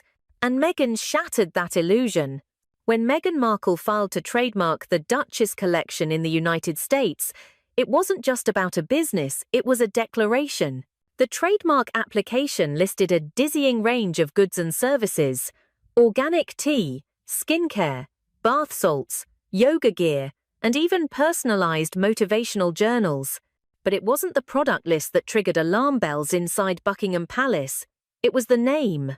Duchess, stylized, marketed, monetized, and still legally tied by British law to a peerage granted by the reigning monarch. The legal team representing the Crown moved swiftly. According to internal leaks, they filed a notice of violation of representational title use, citing the late Queen Elizabeth II's precedent that any royal style or name not in active service must not be used in private commercial dealings. The final straw? Meghan's appearance on the cover of Vanity Botanica, a lifestyle magazine in which the subtitle read, "Meghan, Duchess of Sussex, builds a healing empire for a post-royal world." Insiders say the reaction from Prince William was immediate, not loud, but absolute. He saw it as a line-crossing moment, said one aide. The duchy wasn't a souvenir, it was part of a sovereign structure, and she turned it into a logo. William's strategy was surgical: no explosive press release, no dramatic confrontation. Instead, he activated what palace insiders refer to as the Red Folder Protocol, a set of legal contingency plans drafted after the Sussexes first stepped down in 2020. At the time, the Queen had insisted on a review clause to revisit any misuse of royal titles every 5 years. That clause gave William the power to act. Within weeks, the Sussex heraldic insignia was flagged for revocation. A full audit of royal jewellery loans to Meghan was quietly completed. A legal request was submitted to strip Harry and Meghan of any privilege of representation in future coronations, jubilees, or military commemorations. But more symbolically than anything else, William triggered a reversion clause within the peerage documentation, the part that would reclaim the Duke and Duchess of Sussex title and reclassify it as dormant. Not revoked, not erased, but rendered unusable by those no longer fulfilling royal duties. It was, essentially, an elegant erasure. And Meghan knew it. According to multiple sources, Meghan erupted when she was informed of the move. She screamed, "Not out of fear, out of insult," said a former household staff member familiar with the phone call from palace lawyers. She felt this was William trying to silence her, to humiliate her brand before it could grow. But the truth is, she'd been warned. For years, Meghan had tried to build an empire that straddled two worlds, the glamour of Hollywood and the gravitas of monarchy. And the Duchess title was her anchor. She used it in multiple podcast intros, book jackets, public speaking contracts, and most controversially, in brand ambassador proposals to luxury wellness companies, one of which included the use of Diana's stylized rose emblem without family permission. But behind her fury was fear. Because now, the US Trademark Office had opened an inquiry into her use of the title, and under FTC regulations, Meghan Markle could be sued for misleading branding if found to have capitalized on a false affiliation with a foreign state institution. Suddenly, the Duchess brand was a legal liability. And that's when the pressure on Harry turned dark. He didn't yell back at Meghan, he just shut down, said a longtime friend of Harry's from his army days. He has a pattern. When the pressure gets too loud, he goes inward. But this time was different. This time, he started questioning everything. Harry had long believed his royal identity was fixed even from afar. But now, with the palace clawing back titles, travel privileges, and even a limited ownership clause on their Montecito security plan, he was being forced to confront a brutal reality. His entire future had been built on a name he no longer had the right to use. What was left? Not Frogmore Cottage that had already been repossessed. Not his military ranks stripped in 2021. Not his role as Councillor of State, revoked in 2022. And not even the Royal Victorian Order badge Diana once gave him quietly returned during the Queen's memorial protocols. He was, in effect, a prince in name only. And yet, the world still referred to him as Prince Harry. There are rumblings not yet confirmed that William may soon request a full reclassification of Prince Harry's HRH status, in line with constitutional precedent for royals living permanently abroad and engaging in foreign political speech. If that happens, the term Prince Harry may vanish from official record, leaving him as simply Harry Mountbatten, Windsor. And Meghan, still holding press interviews, still smiling in staged photos, but now facing what sources close to Spotify and Netflix describe as a brand credibility crisis. The Duchess moniker, once her golden shield, is slipping, and the only person who might have been able to stop it, Harry. But instead of standing up, he's retreating into the same shadow that has haunted him for decades. His mother's memory, his brother's judgment, and a crown he still loves, but no longer belongs to. Buckingham Palace has seen storms before, but none quite like this. In a matter of weeks, the Duke and Duchess of Sussex had gone from rogue royals to isolated figures standing on the edge of institutional erasure. But as the monarchy moved decisively to revoke titles and privileges, Meghan Markle changed tactics. She abandoned the assertive posture that once saw her threatening lawsuits, speaking freely to Oprah, and warning of unconscious bias in the royal ranks. This time, she played the wounded lamb. According to insiders at Archewell, Meghan's team advised her to shift the narrative from being a royal challenger to a misunderstood mother, caught in a storm beyond her control. Cue the new photo ops. A teary-eyed Meghan, attending a charity for women's mental health in LA. A podcast teaser titled Wounded, Not Broken, featuring excerpts from her diary. A strategically leaked letter allegedly written to Princess Catherine unread, but framed as an olive branch. And in private, Meghan made Harry her shield. She told him, "You need to fight for this. Not just for me, but for your kids. For your mother's memory," revealed one former Archewell employee. She weaponized every emotional weak spot he had, and Harry, still reeling from losing his remaining royal privileges, began acting out. In a desperate effort to halt the title removal process, Harry reportedly sent a direct letter to King Charles, bypassing all royal advisors. The letter, described as raw and erratic by someone close to the court, begged the monarch to reconsider, citing his military service, the dangers of losing diplomatic protection, and most notably, his fear that Meghan might collapse under the pressure. But Charles, heartbroken, yet resolute, refused to intervene. The letter was never answered. Instead, William was authorized to proceed. And that's when Harry, knowingly or not, crossed a line. An anonymous friend of the Sussexes allegedly leaked a partial draft of the letter to a US tabloid. It included the line, "Stripping us of our names is not just an insult to us, it's an insult to my mother's legacy." The palace went cold. "This was blackmail wrapped in grief," said one royal aide.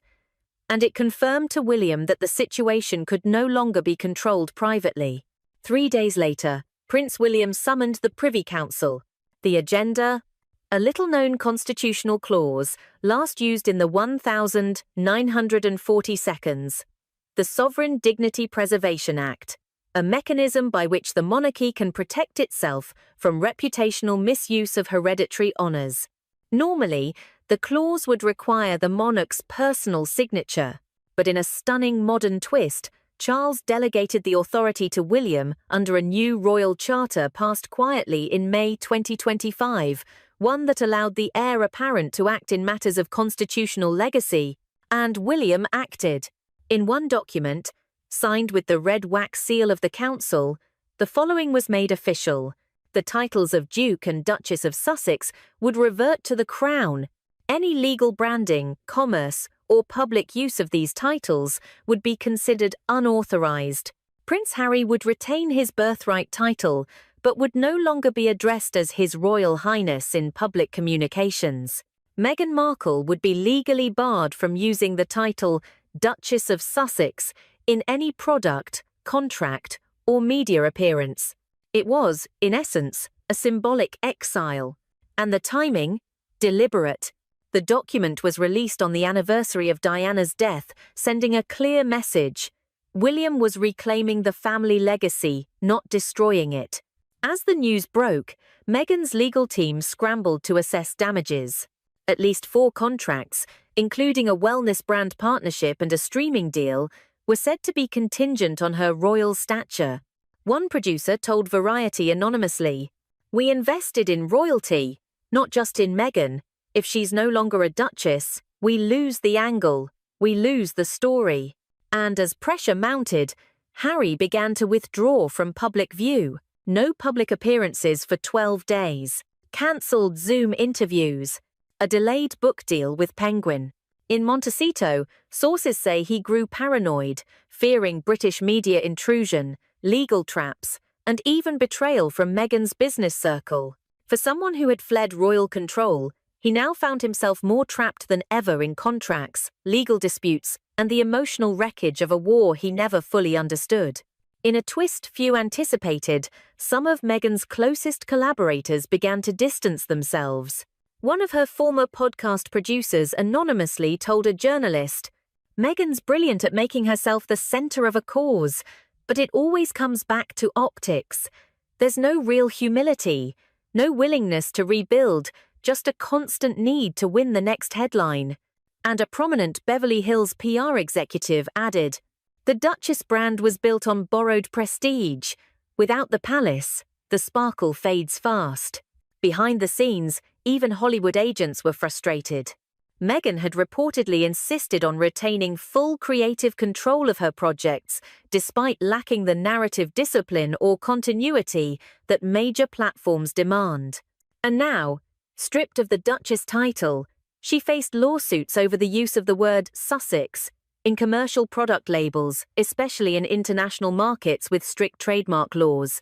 As William consolidated power in London and Meghan scrambled to protect her crumbling brand in California, Harry was left adrift emotionally, politically, and psychologically. His role as the spare had once been a source of freedom. Now, it was a burden without benefits. He no longer had royal access, no political influence, no military status. And soon, if William has his way, he may no longer even have a recognized title in Commonwealth countries. But most hauntingly of all, he no longer had a side. Caught between a palace he couldn't return to, and a wife whose empire depended on fighting that very institution, Harry stood in the vacuum alone. It began as a whisper, an anonymous source claiming Meghan had kept a private collection of Princess Diana's letters, gifted to Harry in confidence. But within days, it exploded into a media firestorm that neither Montecito nor Buckingham Palace could contain. Because this time, the leak wasn't from the British press, it came from Los Angeles. According to multiple Hollywood insiders, Meghan had quietly pitched a docu-series project centered on grief, motherhood, and royal expectation, structured around unpublished letters between Harry and his late mother, Diana. The working title? What She'd Want: Letters from a Mother. The project was never officially greenlit, but documents were circulated, emails sent. Even Netflix executives were briefed, albeit cautiously. And when the palace caught wind, William went ballistic. That material belongs to history and to family, not to syndication, a senior royal aide told The Times. What stung most wasn't just the idea of monetizing Diana's memory. It was the timing barely weeks after Harry and Meghan had been stripped of their titles, and while Meghan was actively fighting a trademark battle over Sussex Cosmetics in US courts, this wasn't grief, it was a calculated brand revival. And William, furious at the exploitation of their mother's most private writings, authorized legal intervention. What little remained of William and Harry's fragile peace shattered overnight. According to insiders, William sent a formal cease and desist to the Sussex legal team. Notably, it was signed not just by Kensington Palace lawyers, but also by Sir Edward Young, the King's former private secretary, signalling full royal institutional alignment.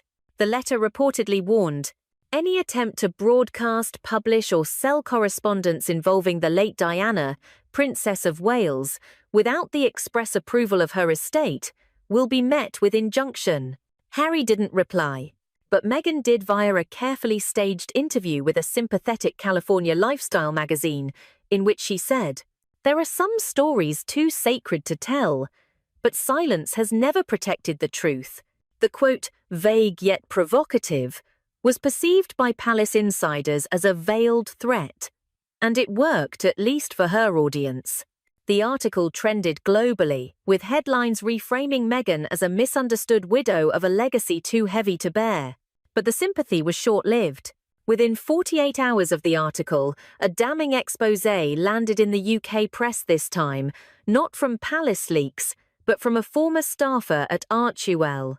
The anonymous insider provided proof that Meghan had tried to trademark the title of the docu-series, complete with a logo, tagline, and merchandising plans, including jewelry and scented candles, using Diana's signature handwriting. It was the final straw. Even moderate voices in the media turned against her. A viral editorial in The Guardian read, "You don't honor a dead princess by packaging her grief into body oil." Meanwhile, back in London, William quietly met with Princess Anne and Queen Camilla. Though differing in temperament, all three agreed on one point. The Diana legacy needed to be legally shielded from future commercial misuse. A formal royal protection order was filed through the Ministry of Culture, classifying Diana's unpublished letters and personal audio diaries as intangible national heritage. Meghan had touched something sacred, and in doing so, she had galvanized a rare moment of royal unity. In Montecito, the walls were closing in, multiple legal notices, a crumbling reputation, and now even his mother's memory was being turned into a battlefield. Friends say Harry stopped sleeping, that he walked the gardens alone at night, that he argued frequently with Meghan about what she was doing to his name. But the truth? He had already ceded control long ago. According to a former bodyguard, Harry was often excluded from strategic meetings and only looped in when a decision had been made, usually framed as protecting him from triggering media stress. Harry was a prince who married a strategist, but now he's just a man being used as a shield. Oh, he had no royal protection, no base, no access to the Duchy of Cornwall, and now even his inheritance was under review. Because according to senior courtiers, William had opened a private investigation into funds misallocated from Diana's trust funds Meghan allegedly tapped into during their first year in the US. The question wasn't just ethical, it was legal. And if proven, it could disqualify Harry from future stewardship of any Windsor inheritance.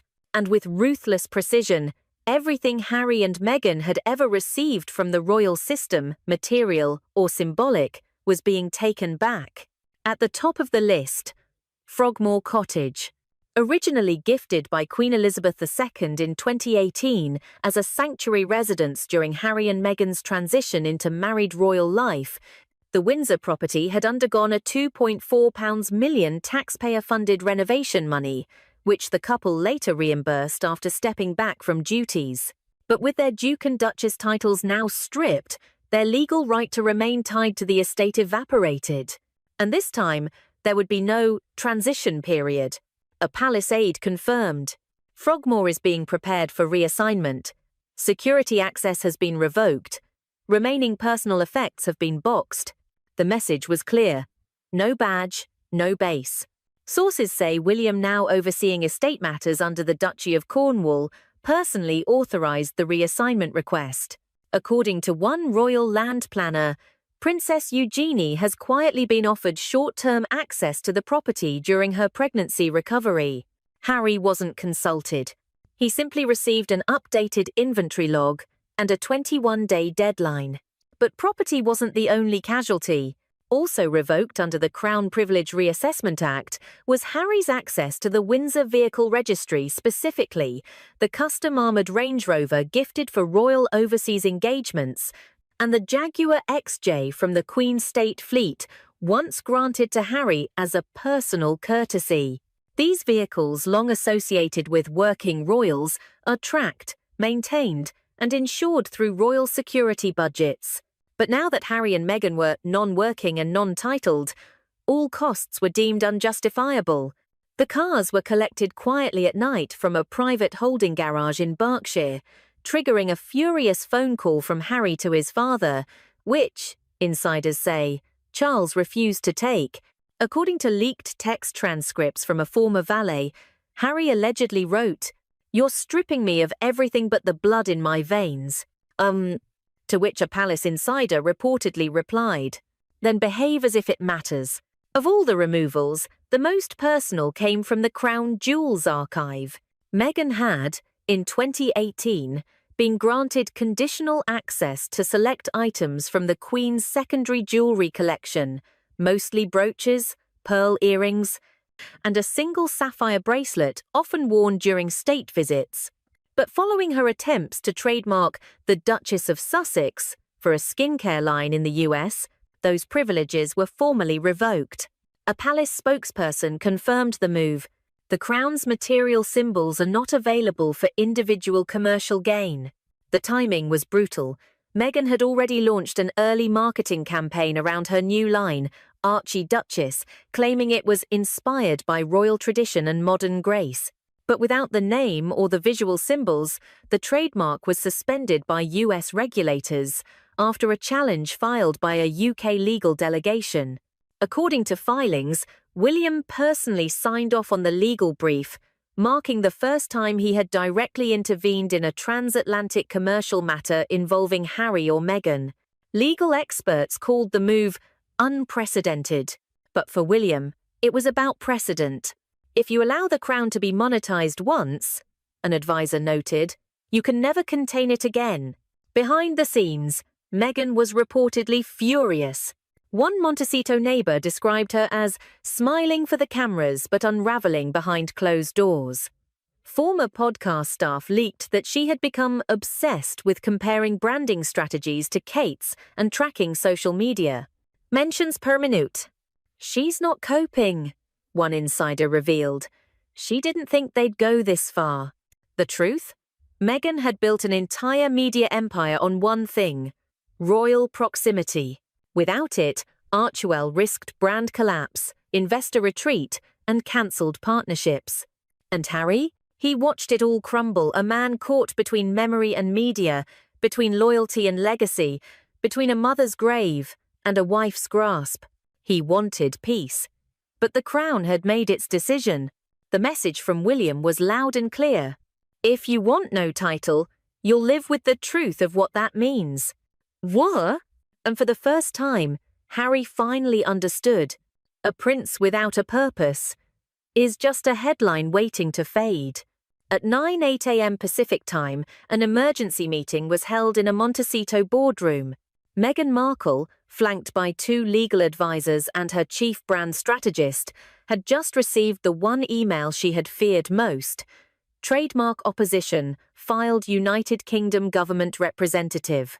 HRH Prince of Wales. This was not just another cease and desist.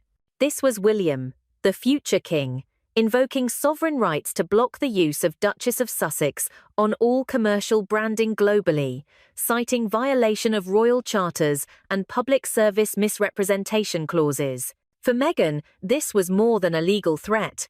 It was a message. Your version of the crown ends here. Until now, Meghan had managed to maintain a fragile foothold in celebrity circles, a blend of royal mystique, curated vulnerability, and feminist empowerment, desperate repitches of rejected podcast themes, a flurry of calls to lawyers in both California and London. A friend of a former staffer described Meghan's state as performative calm masking brand panic. Another revealed, she thought William would never go this far. She thought Harry could stop him. But Harry couldn't, or wouldn't. He had tried issuing one final plea to Charles through an intermediary, reportedly begging to retain just some neutral variation of the title for security and family legacy reasons. The request was declined, and from that moment on, Harry went silent. Harry's isolation became increasingly visible. He skipped 2 key charity appearances in late September. His name disappeared from the speakers list at the Better Up Leadership Summit. Sarah Ferguson has written a manuscript that could destroy everything Meghan built, with names, dates, photos, and a warning to Harry. She needed your title, not your love. The palace tried to stop it. King Charles himself stepped in, but it's too late. It began, not with a press release, nor a scandalous tabloid leak, but with a sudden cancellation. King Charles III had quietly cleared his calendar for the final weekend of October. No official engagements, no Windsor appearances, no Sandringham visits. Only a discreet convoy departed Clarence House in the early morning hours, destination undisclosed. But insiders now confirm, the king was headed to a private estate in Berkshire, not for leisure, but to meet a woman with the power to detonate what remains of Prince Harry's public image. Her name, Sarah Ferguson, Duchess of York. The objective, to convince her not to publish. Sources close to senior royal staff tell us that King Charles has been engaged in secret, last-minute negotiations with Fergie desperately trying to prevent the release of a bombshell memoir that promises to expose deep cracks within the royal family, and specifically, the calculated manipulation of Prince Harry by his wife, Meghan Markle. But behind the king's urgency lies another motive: to shield Prince William and the crown from collateral damage, and most crucially, to contain the slow-burning reputational disaster surrounding Catherine, the Princess of Wales. The woman Fergie claims was the first true victim of Meghan's rise inside royal walls. In private remarks leaked to palace insiders, Fergie has reportedly mocked Prince Harry's decision to renounce his royal titles in 2024, calling the gesture a humiliating circus and the most naive sacrifice the monarchy has ever witnessed. He thinks he's protecting his wife and children, she allegedly said. Meghan will leave him the second she realizes he's no longer a prince, no longer powerful, no longer useful. How? The remarks come amid a flurry of media speculation surrounding Harry and Meghan's declining influence in both American and British spheres. Their Hollywood production deals have slowed. Their once curated press coverage has grown colder. And yet, Harry continues to wear the mask of the noble protector, insisting that his decision to give up His Royal Highness was born of love. Fergie, however, isn't buying it. According to close associates, she views Harry's actions as the behavior of a groomed man, someone who was emotionally cornered, politically manipulated, and media-handled by a woman who always had a bigger plan. But the most explosive accusation isn't aimed at Harry, it's aimed at Meghan's past, and a calculated campaign to isolate and discredit Princess Catherine from within the palace. Fergie now claims that in the early months of Meghan's engagement to Prince Harry, she was urged subtly, then directly to help push Catherine out of the emotional circle of the younger royals. Meghan allegedly orchestrated conversations suggesting that Catherine was too traditional, out of touch with modernity, and a bad image for the new royal generation. Even more disturbing, sources allege that Meghan targeted Catherine's public image deliberately, seeding stories in social media spheres and whispering to Hollywood contacts about her being cold, elitist, and unwelcoming. Catherine, known for her restraint and silence, never responded to the provocations. But behind palace gates, the emotional toll was real. She felt it, said one aide close to the princess. The exclusion, the private jokes, the missed invites, the odd silences. It wasn't bullying in the obvious sense, it was psychological erosion, and she bore it with grace. August 2017. Meghan Markle attends a private garden lunch with Eugenie and Beatrice. Catherine is not invited. November 2017. Engagement of Harry and Meghan announced. Public warmth, but private distance grows, particularly during royal Christmas preparations. May 2018. At Harry and Meghan's wedding, Catherine is noticeably placed further away during key receptions. Fergie and Meghan allegedly exchange comments about traditional types fading out. March 2019. Meghan's staff leaks claim about Catherine making her cry over flower girl dresses.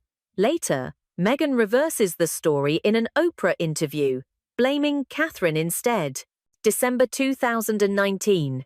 Catherine is excluded from Meghan's private holiday dinner with key Soho House allies and Netflix executives. All while Catherine continued smiling for cameras, shaking hands with the public, and honoring every royal duty without fail. Insiders say King Charles has grown increasingly alarmed by the possibility that Fergie's memoir will confirm Meghan's early manipulations and covert social engineering within the royal family, something the monarchy has so far avoided. Addressing outright. "The king doesn't want a war," said one senior aide. "He wants containment." To that end, Charles has reportedly offered Fergie financial leverage, future visibility at select royal events, and even a re-entry path for her daughters into higher royal service, in exchange for toning down or delaying publication of the most damning details. But Fergie, now in her mid-60 and largely ostracized from the royal mainstream, feels she owes the palace nothing. She has survived financial collapse, tabloid disgrace, and even the Epstein-linked scandals of her former husband. She no longer fears public backlash. She wants her say. Across the Atlantic, in their $14 million Montecito estate, Harry and Meghan have offered no official comment regarding Fergie's alleged accusations. But palace insiders suggest Harry remains blissfully unaware of how serious the situation has become. still believing he is seen as a principled dissenter and not the manipulated pawn Fergie paints him to be. He's still trying to prove that stepping down was noble, said a palace source. He doesn't realize he's become expendable. Meghan does.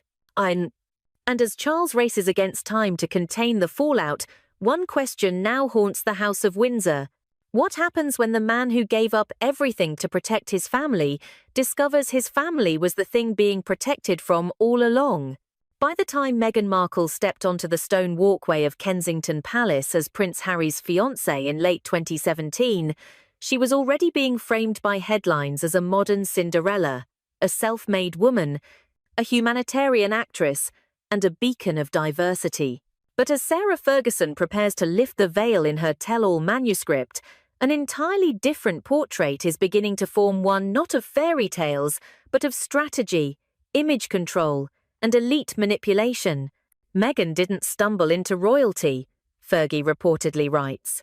She walked in through a side door with a guest list in hand and a list of names she needed removed. And at the top of that list, Catherine, Princess of Wales. Fergie, who once moved through the same privileged social circles as Meghan's early mentors, claims she witnessed Meghan's entrance into the elite power networks of London and New York well before Harry became a serious romantic interest. Among the most critical figures in that rise was Marcus Anderson, Global Membership Director of Soho House, a private club whose influence spans politics, fashion, and media. It was Anderson who reportedly introduced Meghan to the right events, the right billionaires, and the right photographers, positioning her not just for romance, but for royal visibility. Through Anderson, Meghan gained access to individuals like Ron Burkle, a billionaire and close confidant of Prince Andrew and King Charles, known for hosting off-the-record gatherings aboard private jets and secluded estates, Genevieve Hillis, a friend with strong ties to the Canadian diplomatic scene, Jessica Mulrooney, stylist and gatekeeper to Canadian media royalty. Fergie alleges that Meghan used these alliances to curate a version of herself tailored for global attention, feminist, fashionable, foreign, but never threatening to the throne. It was less about love, Fergie reportedly says, and more about landing the one man in the firm whose pain made him susceptible to her charm. 1. Perhaps the most symbolic example of this imbalance came during a 2017 destination wedding in Jamaica, attended by Prince Harry and several of his closest friends. While Harry flew economy plus, Meghan arrived separately aboard a private jet, reportedly arranged by Ron Burkle. At the time, it was written off as a logistical quirk, but to Fergie and many seasoned royal observers, the optics were jarring. "That's not how an outsider behaves," she told one confidant. "That's how an operator moves." According to Ferguson, it wasn't the jet that mattered, it was the message. Meghan was already beyond royal formality, already living in a world where power answered her phone calls. What followed, Ferguson claims, was a quiet but deliberate attempt by Meghan to reshape the royal dynamic in her favour by isolating the one woman who embodied monarchy in its purest, most traditional form, Catherine. Inside palace walls, a subtle shift occurred. Group photos that once placed Catherine at the centre began featuring Meghan more prominently. Royal aides were quietly reassigned to support Meghan's projects, even when Catherine's own initiatives, such as her Early Childhood Foundation, needed greater staffing. Meghan's stylists, press agents, and speechwriters began dropping comparisons in private. Catherine is safe. Meghan is brave. Ferguson claims that she herself was nudged by Meghan to distance the York girls Eugenie and Beatrice from Catherine under the pretext that Catherine represented the old system, while Meghan was ushering in something new. The request, at first, seemed harmless, but Fergie says the intention was clear. She wanted to divide us. She wanted to create teams. She wanted Catherine surrounded by silence and herself surrounded by applause. Hence, Ferguson also addresses an even murkier chapter. the rumoured interest Meghan showed in Prince Andrew before ever meeting Harry. Though brief, the alleged flirtation was enough for Fergie to step in and shut it down. Sources say Meghan had expressed curiosity about Andrew's access to royal wealth and international networks, particularly in the Middle East and California business scenes. It wasn't romantic, a source close to Fergie claims. It was opportunistic, but Andrew was toxic even back then, and Fergie didn't want her anywhere near that. Still, the memory lingered. When Meghan later positioned herself as Harry's saviour and the royal family's reformer, Fergie viewed the narrative as a fraud. And now, years later, she appears determined to set the record straight. Throughout this period, Catherine reportedly remained quiet, but not unaffected. Multiple aides describe tense staff meetings, where Catherine's media team had to navigate a sudden surge of negative stories, most of them vaguely sourced but suspiciously timed. Headlines questioned her warmth, her wardrobe, even her smiles. Meghan, meanwhile, was hailed as a breath of fresh air. But inside the palace, it was Catherine who remained steadfast, loyal, and dutiful, never once calling a press conference, never leaking a private grievance. It was like watching someone freeze in place while a storm raged around them, one former staffer said. She endured it alone. The final fracture came when Fergie, feeling increasingly pushed out by Meghan's camp, attempted one last contact, a simple phone call. There was no reply, no callback, no explanation. The silence, Ferguson now claims, wasn't just rejection, it was a signal. She was no longer useful, no longer needed, no longer a part of Meghan's image. And that silence, that cold, clinical vanishing, is what Ferguson says finally pushed her toward the truth. In a firelit study in the Yorkshire countryside, miles away from the spotlight of Buckingham Palace, a manuscript is nearing completion. It bears no royal seal. It requires no palace approval. And yet, within its pages, lies the potential to destroy the carefully curated mythology surrounding Meghan Markle and to force Prince Harry into the most agonizing reckoning of his public life. That manuscript belongs to Sarah Ferguson. After decades of scandal survival, royal exile, and media reinvention, Fergie is preparing to release the one thing the firm cannot control, her truth. But this is no sentimental memoir. This is, in the words of one publishing insider, a blade wrapped in velvet. Sources familiar with the draft say Fergie's memoir doesn't rely on hearsay. Instead, it builds its impact slowly, with precise recollections, email records, photographs, and timelines. It paints a portrait of Meghan not as an accidental royal, but as a woman with a long-game strategy, one that began long before Harry fell in love. She was coached, she was groomed, she was pre-positioned, says one editor who's reviewed early chapters. The question isn't how she got Harry, it's how many people she had to step over to do it. While the full manuscript remains under tight security, 5 explosive revelations are rumoured to be at the heart of Fergie's story. Meghan's elite grooming pipeline. Years before she met Harry, Meghan allegedly cultivated relationships with high society intermediaries, including Marcus Anderson, who advised her on how to enter elite British circles. Ferguson claims Meghan was introduced to several aristocrats, socialites, and political consultants during London visits as early as 2015, where marrying up was openly discussed. The private jet timeline. Fergie reportedly confirms that Meghan flew to high-profile events, including the 2017 Jamaica wedding on jets arranged by Ron Burkle, a billionaire with ties to Prince Andrew. While Harry flew commercial, Meghan arrived, like royalty, before she even had the title, in Fergie's words. Tom Inskip's mysterious exclusion. Fergie hints that Meghan personally demanded the exclusion of Harry's longtime friend, Tom Skippy Inskip, from their 2018 wedding. Why? Because Tom knew too much about Meghan's pre-Harry lifestyle, including rumours of strategic dating in Canadian political and entertainment circles. The Andrew Encounter. A short but telling section allegedly recounts Meghan's expressed curiosity about Prince Andrew years earlier, including an instance where she was introduced to him via a mutual friend at a London art event in 2016. Fergie reportedly intervened immediately, citing Andrew's volatility and warning Meghan to keep away. The Catherine campaign.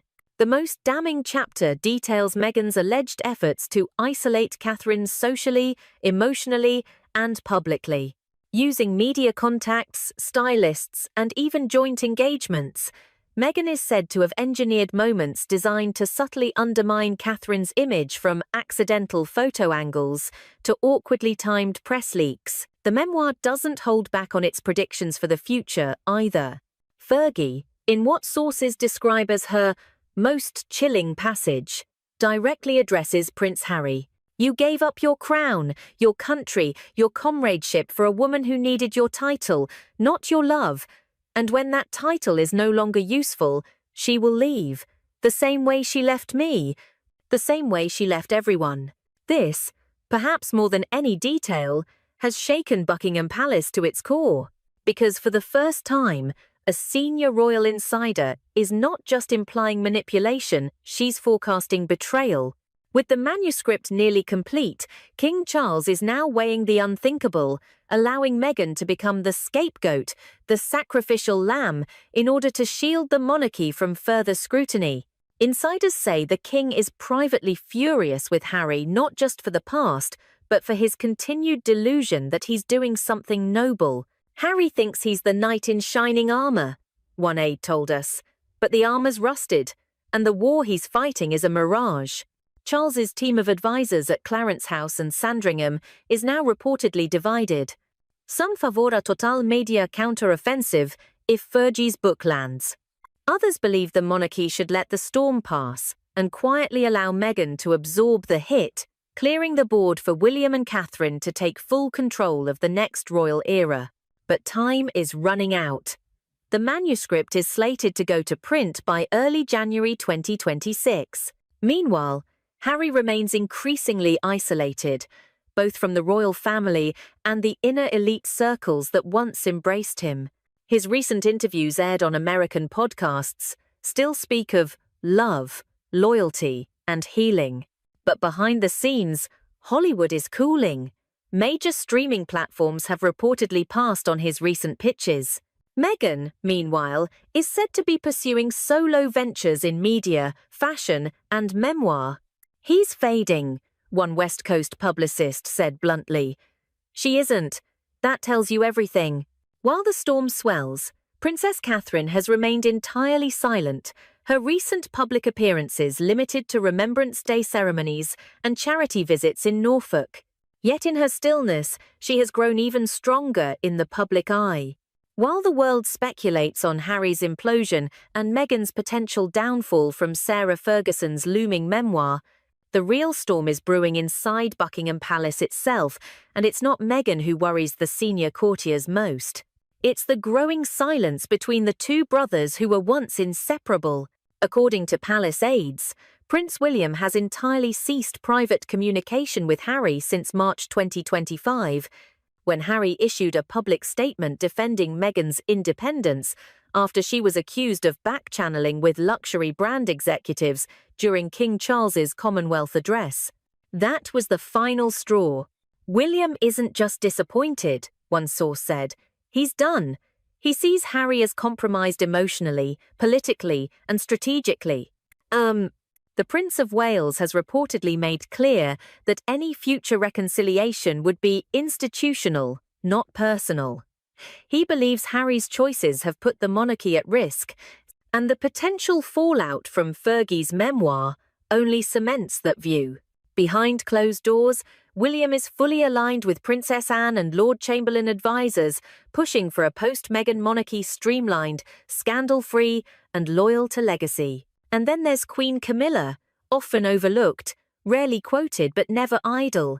Multiple palace insiders now suggest that Camilla has been quietly working to distance the monarchy from Meghan's image for over a year. She has reportedly vetoed several charity overlaps, encouraged branding contrast between Catherine and Meghan, and even advised Charles against granting Meghan any further public visibility under the Crown's name. Camilla may not like Sarah Ferguson. History between them remains tense, but she knows a useful weapon when she sees one. Camilla's always been a survivor, a former royal press officer said. If Fergie's truth buries Meghan, so be it. With King Charles entering his third year on the throne, the palace's priority is no longer Harry's redemption, it's containment, restoration, stability. William and Catherine are being positioned as the face of the monarchy's future. Harry is being quietly written out of long-term succession optics. Meghan? Silenced by scandal, if Fergie delivers. What was once a family drama has become a full-scale institutional chess match. And with every passing day, the divide between the two brothers grows colder, the silence thicker, and the damage harder to undo. Beneath the eucalyptus trees and behind the wrought iron gates of their $14 million Montecito estate, Prince Harry and Meghan Markle are living a version of the fairy tale they once promised the world. Sprawling lawns, luxury interiors, curated privacy. But according to insiders, the illusion is unraveling, and the cracks are no longer just tabloid speculation. The once synchronized couple now rarely appear in public together, except for carefully staged moments at charity galas or red carpet events. Staff turnover has increased, especially in the communications and PR teams, and perhaps most damaging of all, a confidential source within Meghan's own inner circle has begun leaking details to London-based reporters. What was once royal exile is now a gilded cage under siege from within. In 2021, Harry and Meghan made global headlines with their dramatic Oprah interview. In 2022, they followed up with a lucrative Netflix docuseries and Spotify deal. In 2023, Meghan launched her podcast and hinted at future fashion ventures. But by late 2024, the momentum had stalled. Spotify quietly terminated its partnership with Archuel Audio, citing creative misalignment.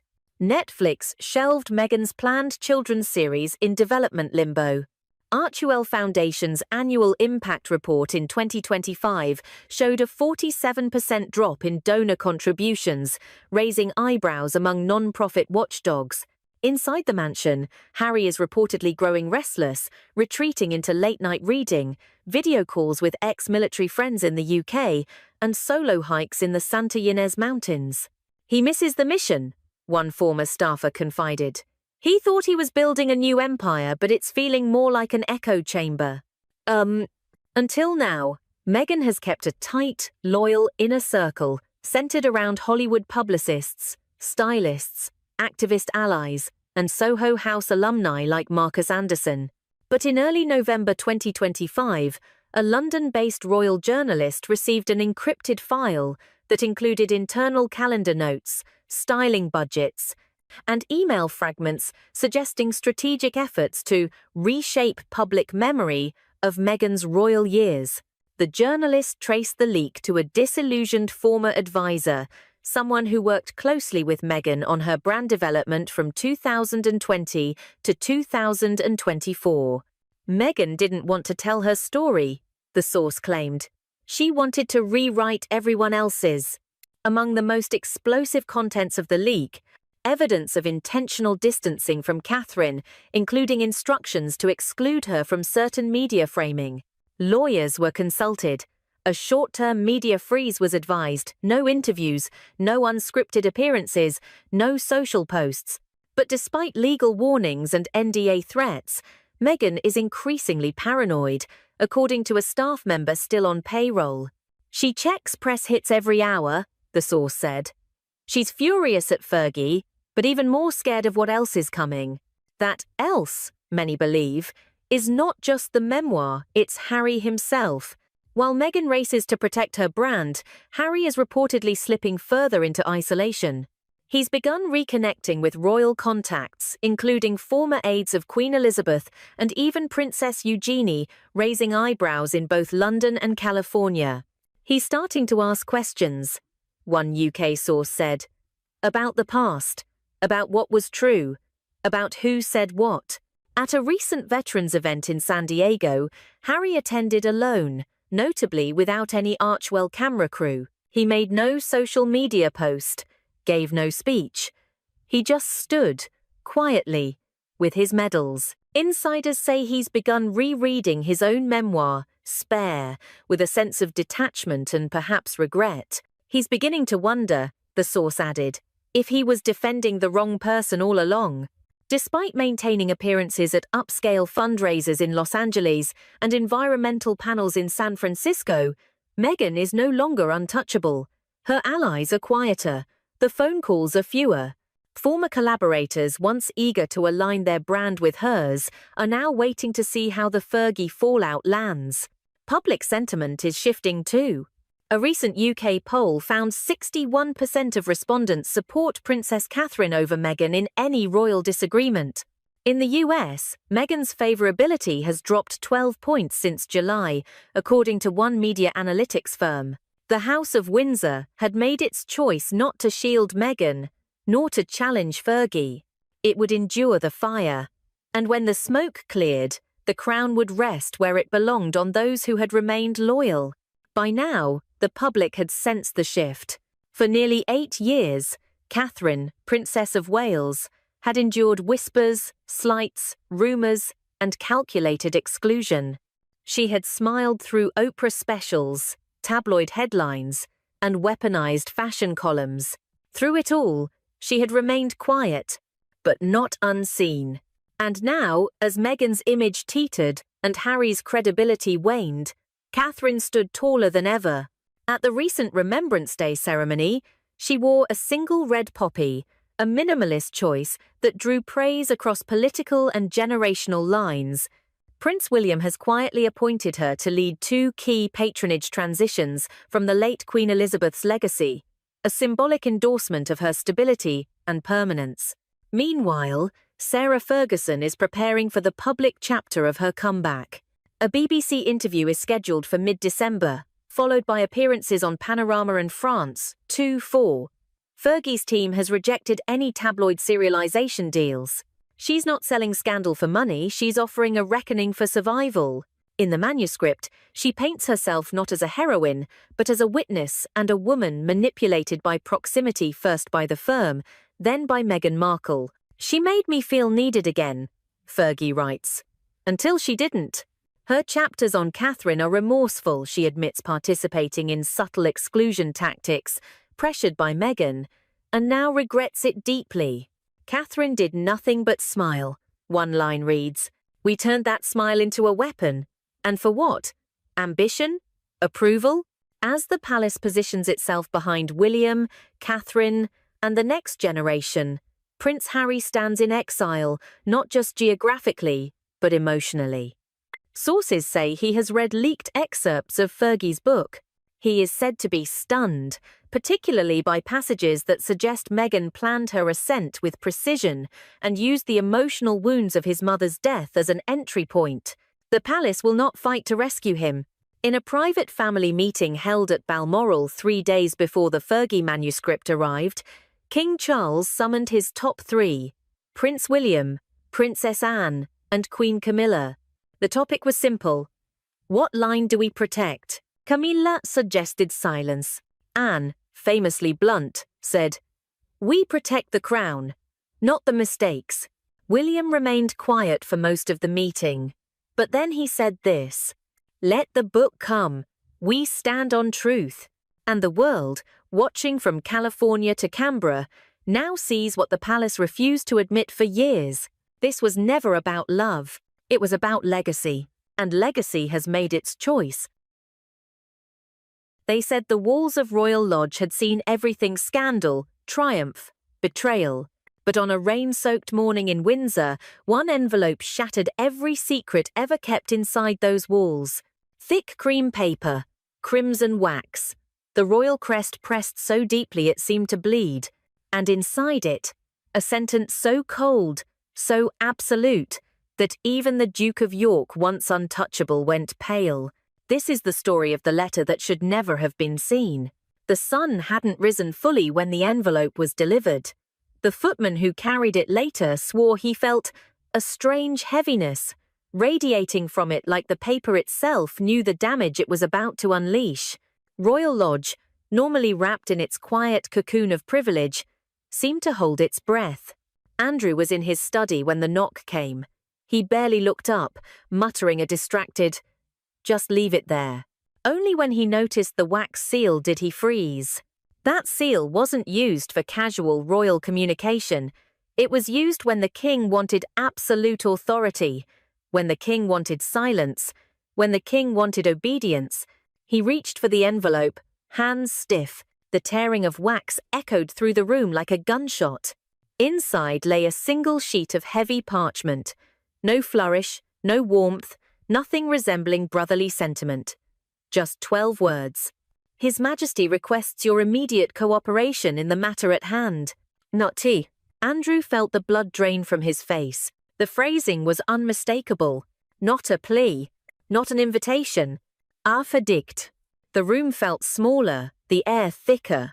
Even the portraits on the wall seemed to stare at him with judgment. For years he had clung to Royal Lodge as the last fragment of his former life, the last symbol that he had not been erased entirely. And now, with this one clinical sentence, he knew. The king was coming for the lodge. He sank into his chair, staring at the words over and over, as if the ink might shift into something less threatening. It didn't. It stayed as sharp as a blade. Minutes passed before Sarah Ferguson entered the room, her usual brisk energy softening when she saw Andrew's expression. "I've never seen you look like that," she said quietly. He didn't answer. Instead, he held out the letter. She took it. "Read it." And for the first time in years since the chaos of scandals, settlements, and public humiliation, Sarah Ferguson felt her stomach twist with a fear she had forgotten. Because she understood what Andrew refused to admit. Charles didn't write letters like this unless the decision had already been made, unless every argument had already been dismissed, unless the clock had already begun its countdown. "This doesn't look negotiable," she whispered. Andrew tried to straighten his posture, puffing out the remains of his royal pride. "It's just posturing. Charles can't simply—" But the words died in his throat, because he knew the truth. The king could. The king would. And the king had just declared the opening move. Sarah set the paper on the desk as if it might burn her fingers. "What exactly?" she asked, voice barely steady. "Does he mean immediate cooperation?" Andrew didn't answer. He couldn't, because hidden beneath that single chilling line was a silent message the king hadn't written, but Andrew understood it all the same. "Your time is up, your home is no longer yours, and your story is now mine to control." Outside, the wind howled through the ancient oaks surrounding Royal Lodge, rattling the windows like restless spirits. The estate, once their sanctuary, suddenly felt hostile, like it too knew it was about to change hands. Sarah took a deep breath, trying to steady herself. But the question hung in the air with a weight that neither of them could escape. If this is only the first letter, what on earth is coming next? And that was the moment, silent, heavy, undeniable, when both of them realized the same terrifying truth. Whatever was inside that envelope was only the beginning. The king's summons came faster than Andrew expected. Barely 24 hours after the letter arrived at Royal Lodge, another message was delivered, this one short, sharp, and stripped of all brotherly pretense. "Clarence House, noon. No advisors."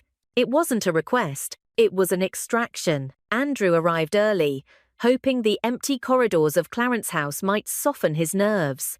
Instead, every portrait, every marble bust, every echoing footstep seemed to whisper the same thing.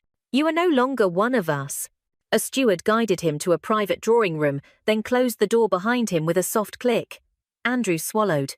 He had been in this room hundreds of times over the years, but never had it felt so foreign, so cold. At exactly noon, the opposite door opened. King Charles walked in without ceremony, robes, or entourage. Just a man, yet also, unmistakably, the monarch whose word could end dynasties. He didn't sit.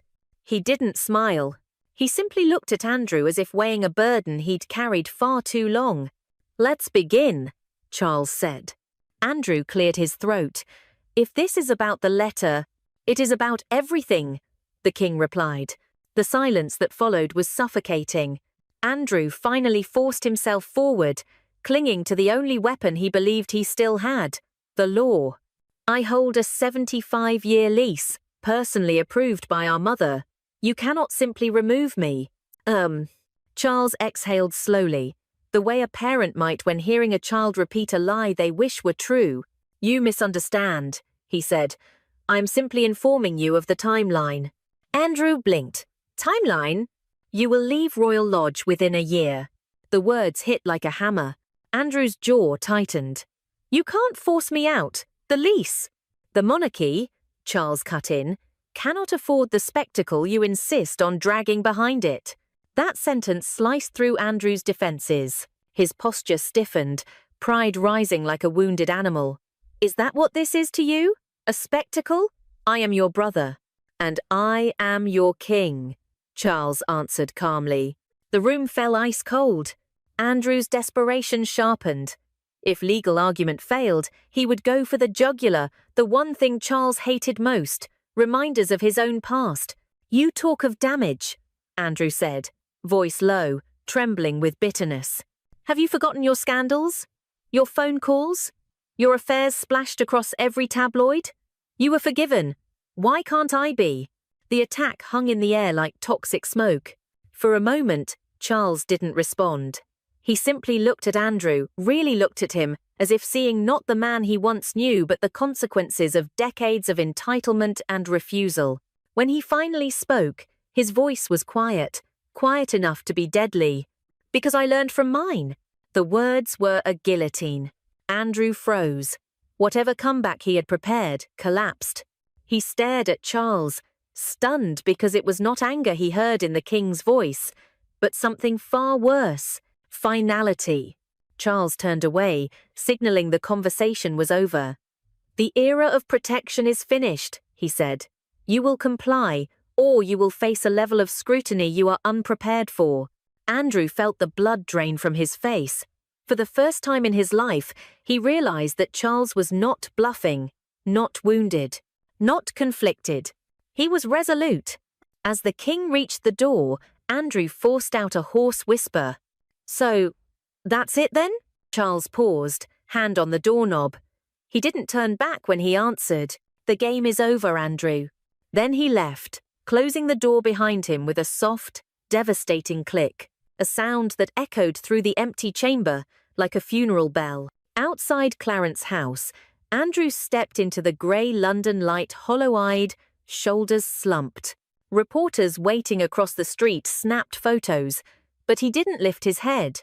Back at Royal Lodge, when Sarah saw him walk in Ashen, wordless she didn't need to ask what had happened. She already knew. The meeting behind the closed door had ended more than a negotiation. It had ended Andrew's last illusion of power. When Andrew returned from Clarence House, Sarah knew instantly that something had shifted, something irreversible.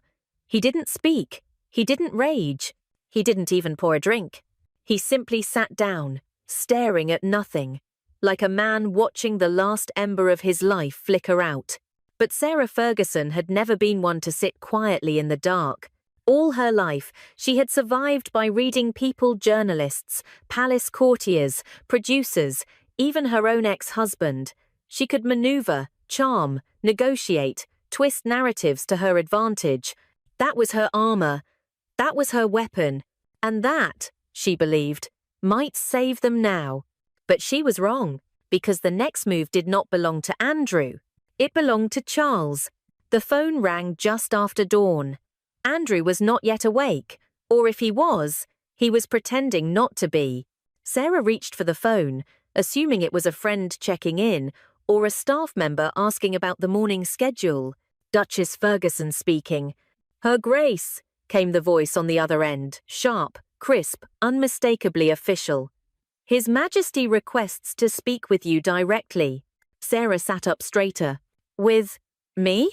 "Yes, ma'am. Only you." Before she could reply, another voice replaced the secretary's. Sarah. It was the king. She felt her pulse quicken. Not out of fear, but out of calculation. She had never received a personal call from Charles. Not like this. Not bypassing Andrew. Not bypassing protocol. 1,000 thoughts flashed through her mind. Is he nervous about Andrew? Is he seeking an ally? Does he need my influence? Or does he think I'm easier to handle? Your Majesty, she began smoothly, the diplomat in her coming alive. If this is regarding the situation at Royal Lodge, I'm sure we can— No, Charles said, cutting her off. This is not about Andrew's reaction. This is about what must happen next. The phrase was chilling in its certainty. Sarah felt herself briskly. I hope your Majesty understands that Royal Lodge has been my home as well. Whatever Andrew discussed with you, this conversation, Charles said calmly, is not about Andrew. Silence. Then, softly, it is about you. Sarah's breath caught. In the split second before Charles continued, she felt a flicker of pride. Had she finally earned recognition? Influence? A voice? But the next sentence shattered the illusion. You are the only one who will understand what must be done. Not chosen. Not valued. Recruited. Weaponized. Her throat tightened. Your Majesty, she began carefully, what is it you expect from me? There was a faint rustle on the other end of the line, papers shifting, perhaps even the very documents that would determine their fate. I expect you to help Andrew accept reality, and I expect you, he added with pointed emphasis, to cooperate in finalizing an arrangement that will prevent further complications. The implication hung in the air like a threat wrapped in velvet. Later that afternoon, an official courier arrived with a sealed envelope, this time addressed not to Andrew, but to her. Sarah opened it at the kitchen table, where she used to help her daughters with homework.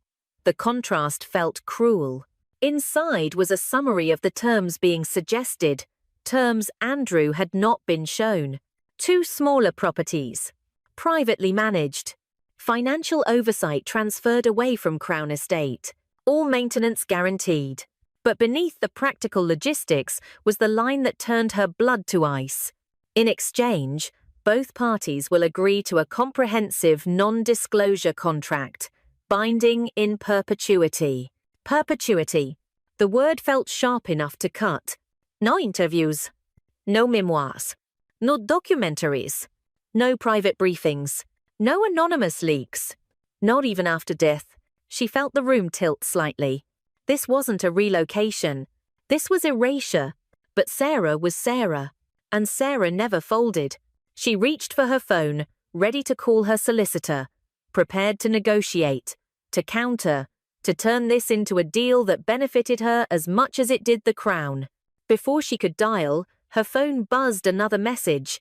From an unknown sender. One photo, not captioned, not explained. Sarah's heart stopped when she saw it. It was her, at a private dinner, smiling, leaning in. A conversation with someone she absolutely could not be connected to, not now, not ever. A meeting no one outside that room should have known about. A meeting that, if made public, would destroy the carefully rebuilt image she had worked for a decade to regain. Her hand shook. Another message arrived. We trust you will make the right decision. No signature. No need. She understood perfectly. That evening, Andrew found her sitting alone in the drawing room, staring at the contract. He expected anger. He expected sarcasm. He expected a fight. Instead, she looked up at him with a face he had never seen on her before. Not fear. Not defeat. Resignation. Sarah? He whispered. What did he say to you? She didn't answer. She simply slid the papers toward him. For once, she murmured, voice hollow. I think the king knows exactly how to win. Andrew picked up the contract, eyes scanning the clauses. When he reached the gag order, he lifted his head. They want us to disappear, he said, voice cracking. Sarah nodded. And unless we sign, she swallowed hard, we will lose far more than the lodge. He stared at her, disbelief and panic rising. "You think we should agree to this?" For the first time in their strange, intertwined lives, Sarah couldn't summon a joke, couldn't soften the blow, couldn't pretend. She whispered the truth. Neither of them wanted to say, "We don't have a choice."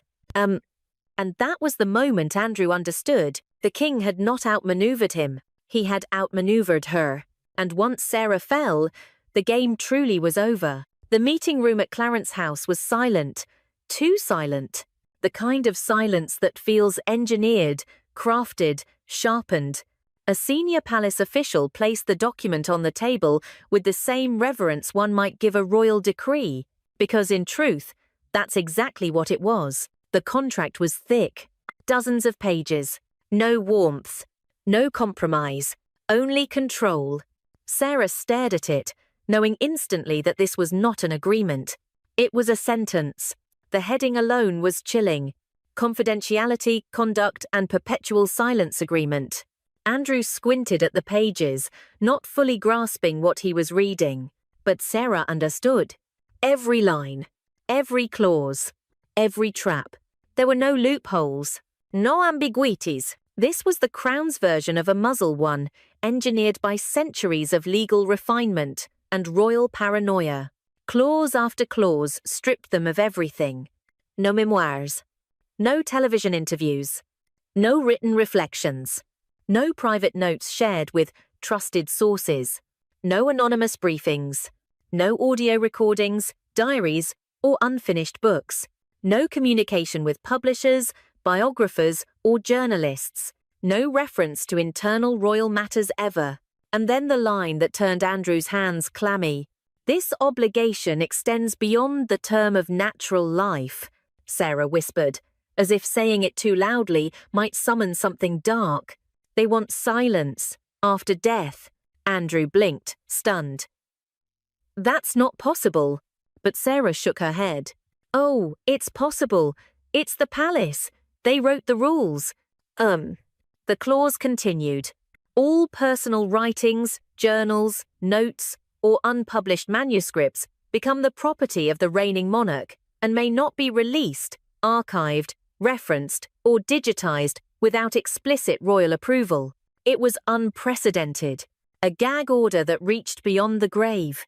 Even before they signed it, whispers had begun leaking through the cracks of palace staff. A mysterious agreement. A historic silencing.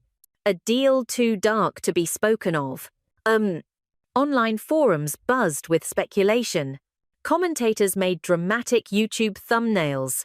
Royal watchers exchanged theories late into the night. No one knew the truth, but everyone felt something seismic was happening. And yet none of them came close to the magnitude of what Andrew and Sarah now faced. Andrew slammed the contract shut. "This is madness. They can't take our voices. They can't take our history." Sarah didn't move. She just watched him. She had known Andrew through peaks and humiliations, through scandals and near exile, but she had never ever seen him frightened like this. He put a shaking hand against his forehead. "This is my life, Sarah. They're erasing my life." She gently pushed the papers back toward him. "No," she said softly. "They're erasing our version of it." He looked up with red-rimmed eyes. "What do we do?" For the first time in their strange, decades-long bond, Sarah saw Andrew not as a duke, not as a royal, not even as her former husband. She saw him as a man trapped in a story he could no longer control. And she realized something devastating. He was asking her to save them both. The official overseeing the signing cleared his throat. "The Crown requires signatures today." Sarah looked at the dotted line. Her finger hovered above the pen. She remembered everything she had survived. Tabloid humiliation. The Duchess of Pork, headlines. The sting operation. The bankruptcy. The divorce. The long climb back to dignity. Her voice, her ability to tell her story, was the only thing she had ever truly owned. And now they were taking that too. Her eyes flooded. Not theatrical tears. Not tears for sympathy. But the kind of tears that come when a person realizes they are about to lose a piece of themselves they can never get back. Andrew whispered, "Sarah, please, I can't do this alone." The pen slipped from her fingers, clattering against the table. She pressed her hand to her mouth. And then, in a trembling whisper that broke Andrew completely, "They're not just taking our home. A Pause. They're taking our voice." Her shoulders shook. Andrew reached for her, but it was already too late. Her tears had fallen onto the contract, smudging the ink of the page number. A stain. A mark. The only proof she still had a voice at all. A palace aide stepped forward, sliding a new page over the smudged one. "Cold. Efficient. Practiced. Her Grace may sign here." Sarah wiped her eyes, lifted her chin, and forced her hand to stop trembling. Then slowly, painfully, she signed away her freedom to speak. Andrew followed moments later, his signature barely legible. When the last stroke of ink dried, the aide collected the documents with gloved hands, as if handling biohazards. A finality hung in the room, a death of something intangible, but vital. Their story, their truth, their right to be remembered, gone. When the officials left, Sarah sat alone, motionless. Andrew whispered, "It's done." One. But she only stared at the empty doorway where the contract had disappeared, like a soul being carried out, because she understood something Andrew did not. This wasn't the end of their voice. It was the beginning of their silence. A silence engineered, purchased, enforced. A silence the world would one day sense, but never truly understand. The end didn't arrive with a royal proclamation. It didn't arrive with a press release, a televised statement, or a palace photographer capturing a symbolic handshake. It arrived with something far more mundane, the rumble of moving trucks. Just after sunrise, 2 large white vans rolled slowly up the long drive toward Royal Lodge. Their tires crunched over gravel that had once carried Queen Elizabeth's motorcade, the laughter of princesses, and the quiet dignity of a bygone era. Now, that same gravel carried boxes, crates, and the unmistakable sound of a life being dismantled. Within minutes, local residents began gathering at the gates. Some whispered, some pointed, some held up their phones to record footage that would soon spread across social media like wildfire. One woman murmured to her friend, "Imagine, after all these years, they're finally being pushed out." Another man added, without a hint of sympathy, "Should have happened ages ago." Aye, for a family once protected by protocol, security, and reverence, this was humiliation on full display. Windows that had once been draped with royal curtains were now wide open, revealing the silhouettes of packers lifting paintings, tapestries, and furniture Andrew had stubbornly insisted would stay his. Every item removed was another reminder. Royal Lodge was no longer theirs. Andrew tried to avoid the spectacle. He slipped out the side entrance, head lowered, cap pulled low. Not the proud Duke of official portraits, but a man trying to shrink into himself, flanked only by one nervous aide. A photographer called out, "Sir, a word about the move?" Andrew didn't respond. A car door opened. He ducked inside. The car pulled away. It was the closest thing he had ever had to a walk of shame. Inside the lodge, the atmosphere was heavier, quieter, but far more tragic. Sarah stood at the front doorway for nearly 10 minutes, unmoving. The house behind her looked hollow, without the warm fixtures she had collected across 2 decades. Children's drawings, cozy lamps, photographs from charity events, small tokens from her daughters. The rooms felt empty. The silence felt deafening. She touched the wooden frame of the door, running her fingers over a spot where the paint had chipped years earlier, a flaw she had always meant to fix but never did. Memories flooded her. Teaching the girls to ride bikes in the garden, Christmas mornings thick with laughter. The strange but comforting domestic peace she and Andrew had built, against all odds, after their divorce. And then, like a tide swallowing a coast, the truth washed over her. This was the last time she would ever stand here. Her throat tightened. A tear slipped down her cheek. She didn't wipe it. She didn't hide it. She let it fall onto the stone step, where the weight of her grief joined the weight of centuries. Inside the study, a quiet camera recorded the moment Andrew was forced to do the one thing he had sworn he would never do: sign the final release papers. The footage later leaked online in grainy black and white showed him hunched over the desk, shoulders shaking, his hand trembling so violently the pen nearly slipped. For a man born into unimaginable privilege, for a prince raised to believe the world bent around him, this was the closest thing to an execution. He didn't look at the camera. He didn't look at the aide holding the papers. He didn't look at Sarah standing silently behind him. He simply signed a broken signature. Barely legible. Barely his. When the pen clattered onto the desk, Andrew covered his face with both hands. It was the only time the public had ever seen him look truly, undeniably defeated. The internet erupted. Half of Britain cheered. Finally. Justice. About time the privilege ended. Oh, Mason. Others expressed something more complicated. Sadness for Sarah, whose fall felt less deserved. But one comment was repeated more than any other. Royal Lodge didn't fall. It was reclaimed. And that, for better or worse, was how history chose to remember it. As the last truck door slammed shut, Sarah took one step forward and placed a hand gently on the railing. The garden was still beautiful. The facade is still elegant.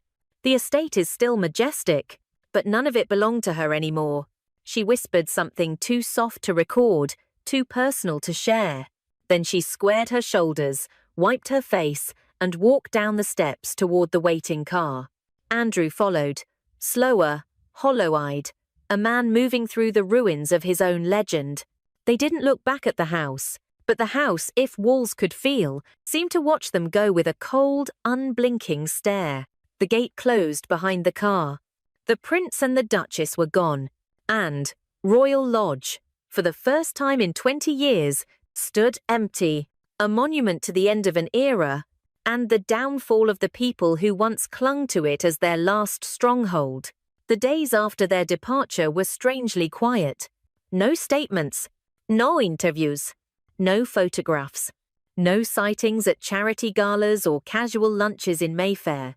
Andrew and Sarah, two figures who had spent decades in the dazzling, relentless glare of public scrutiny, simply vanished. Until suddenly, everyone realized they weren't silent by choice. They were silent by force. Royal reporters began asking questions almost immediately. Where is Prince Andrew? Why hasn't the Duchess been seen? Is something happening behind palace walls? But Buckingham Palace maintained the same line. No further comment. It was too clean, too careful, too uniform. A silence so perfect it felt engineered. And that's when rumors began to spill across the internet. Not from royal insiders or journalists, but from people who had no reason to be involved at all. A bookseller in New York.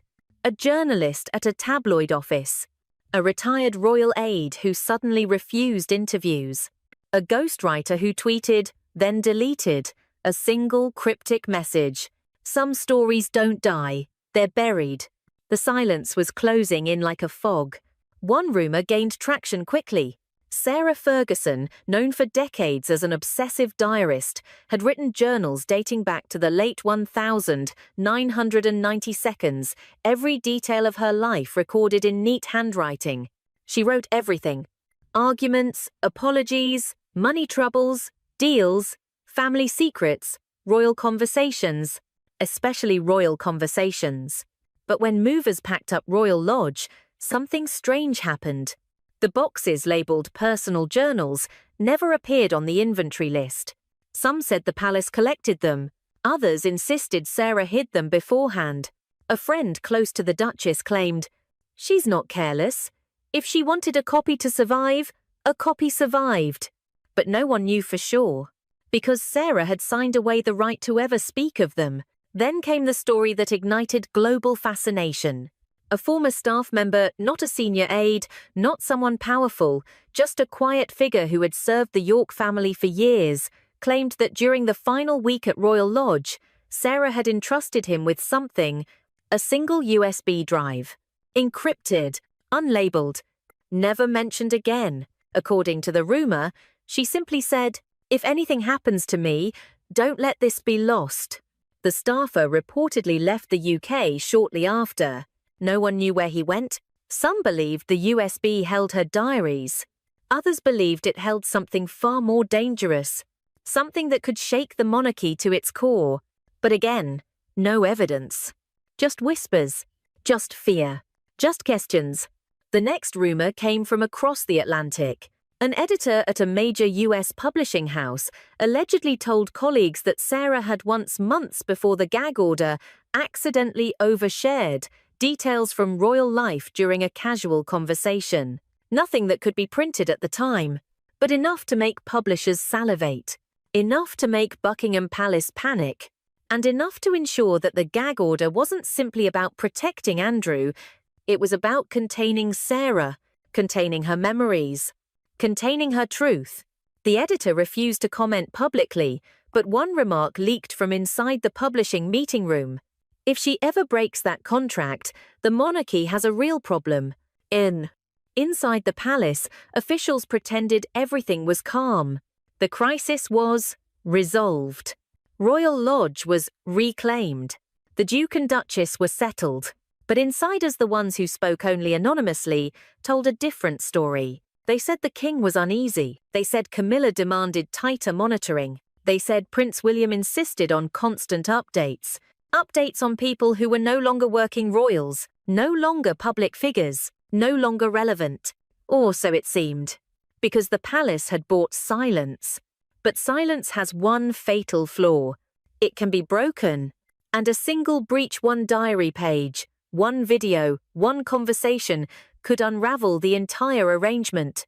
That fear lingered like an unspoken curse. Months passed. The Sussexes made headlines. The Waleses returned to duty. The world moved on. But somewhere behind the thick walls of Windsor, behind closed doors at Buckingham Palace, behind the heavy silence surrounding Andrew and Sarah, the question kept returning like a ghost. What happens if the silence breaks? Because silence is fragile. Because secrets leak. Because people talk. Because USB drives get lost. Because old friends become careless. Because truth has a habit of resurfacing no matter how deeply it is buried. And deep inside Buckingham Palace, one fear echoed louder than any scandal before. If a single suppressed truth escapes, who will pay the price? The monarchy? The king? The future king? Or the ones who were forced into silence? No one dared answer. No one dared even whisper the possibilities. Because in the House of Windsor, where silence had been purchased at a cost no one could calculate, the true danger wasn't what had been said. It was what still might be. At 7:14 a.m. on the 18th of November 2025, King Charles III signed the order that would end one of the most controversial chapters in modern royal history. The signature, sharp, deliberate, unmistakably his appeared beneath a single sentence stamped with the Red Regent's seal. Camilla Rosemary Parker Bowles is hereby relieved of all royal titles, roles, privileges, and residences with immediate effect. There was no hesitation, no softening language, no ceremonial courtesy. By the time the ink dried, teams at Buckingham Palace, Clarence House, and St James's Palace were already executing the expulsion directive. Within hours, crests were removed, staff were reassigned, security clearances revoked. Camilla's monogram, CR, carved into official stationery only 2 years earlier, was officially retired. This was not a symbolic reprimand, it was banishment. Sources inside the Privy Council described a night of uncompromising clarity in which King Charles, supported by Prince William in his authority as Prince Regent, declared that Camilla's conduct had crossed the threshold of constitutional danger. Behind the decision lay months, some argue years of internal strain, allegations of misuse of privilege, and a pattern of interference that palace officials say has materially endangered the integrity of the crown. But the final blow, insiders confirm, came from a discovery made on November 14. a 19-page internal report revealing that Tom Parker Bowles, Camilla's son, had leveraged his mother's status to influence charity funding, procurement decisions, and even diplomatic catering contracts tied to the royal household. The palace maintains that Charles read the report twice and then made his decision. According to senior officials, the decisive confrontation occurred just after 10:30 p.m. in the Sovereign Study at Windsor Castle. Charles, unusually pale but composed, asked Camilla to sit. William stood nearby, silent, arms crossed a position. Insiders say he had taken often in recent months whenever discussions turned to Camilla's role. Charles reportedly opened with words that shook the palace. "I can no longer allow your actions or those you protect to endanger this family." Camilla's reply, according to a witness outside the room, was stunned disbelief. She insisted she had done nothing without the king's knowledge, nothing beyond what former queen consorts had done for decades. But Charles, a man who had weathered scandals, wars, rebellions, and his own son's public betrayal, did not bend. He laid out the findings one by one, each point marked with documentation. Unauthorized appointments within Clarence House, back-channel meetings with foreign cultural delegates regarding estate artifacts, financial irregularities tied to catering bids in which Tom's partners appeared, lobbying to influence the 2026 Coronation Committee, undermining William's Windsor reset reforms through private alliances. According to one palace aide, the king's disappointment was worse than anger. It was the look of a man finally acknowledging a truth he resisted for too long. For years, royal observers had whispered about Tom's growing proximity to palace contracts. But insiders now confirm the situation was far more severe. The 19-page report showed that between February and October 2025, Tom's consultancy network secured £2.3 million in hospitality bids connected to royal engagements. At least 4 charities recommended by Camilla redirected funds to organizations tied to Tom's associates. 2 foreign delegations were hosted at private events, allegedly coordinated without proper oversight events, later found to be linked to Tom's culinary enterprises. Internal emails revealed that Camilla pressured staff to approve friendly vendors, a breach of protocol considered unforgivable by senior advisors. While none of the activities were illegal, palace officials viewed them as catastrophic breaches of royal neutrality. Princess Anne, briefed on the findings before the final meeting, was reportedly furious, calling Tom's influence a growing tumor inside the institution. William, sources say, was even more direct. "This ends now. Or the monarchy will be defined by her mistakes, not by your reign." Despite months of tension, Charles had hoped for a private resolution, but the report left no room for ambiguity. One senior courtier summarized the king's position. He understood that keeping Camilla meant losing William. Keeping Tom meant losing the crown. Facing not only public trust issues but also declining health, Charles chose the course that protected long-term stability and his legacy. By 11:40 p.m., he informed the Prince Regent of his decision. By 12:15 a.m., the Privy Council was notified. By dawn, the order was signed.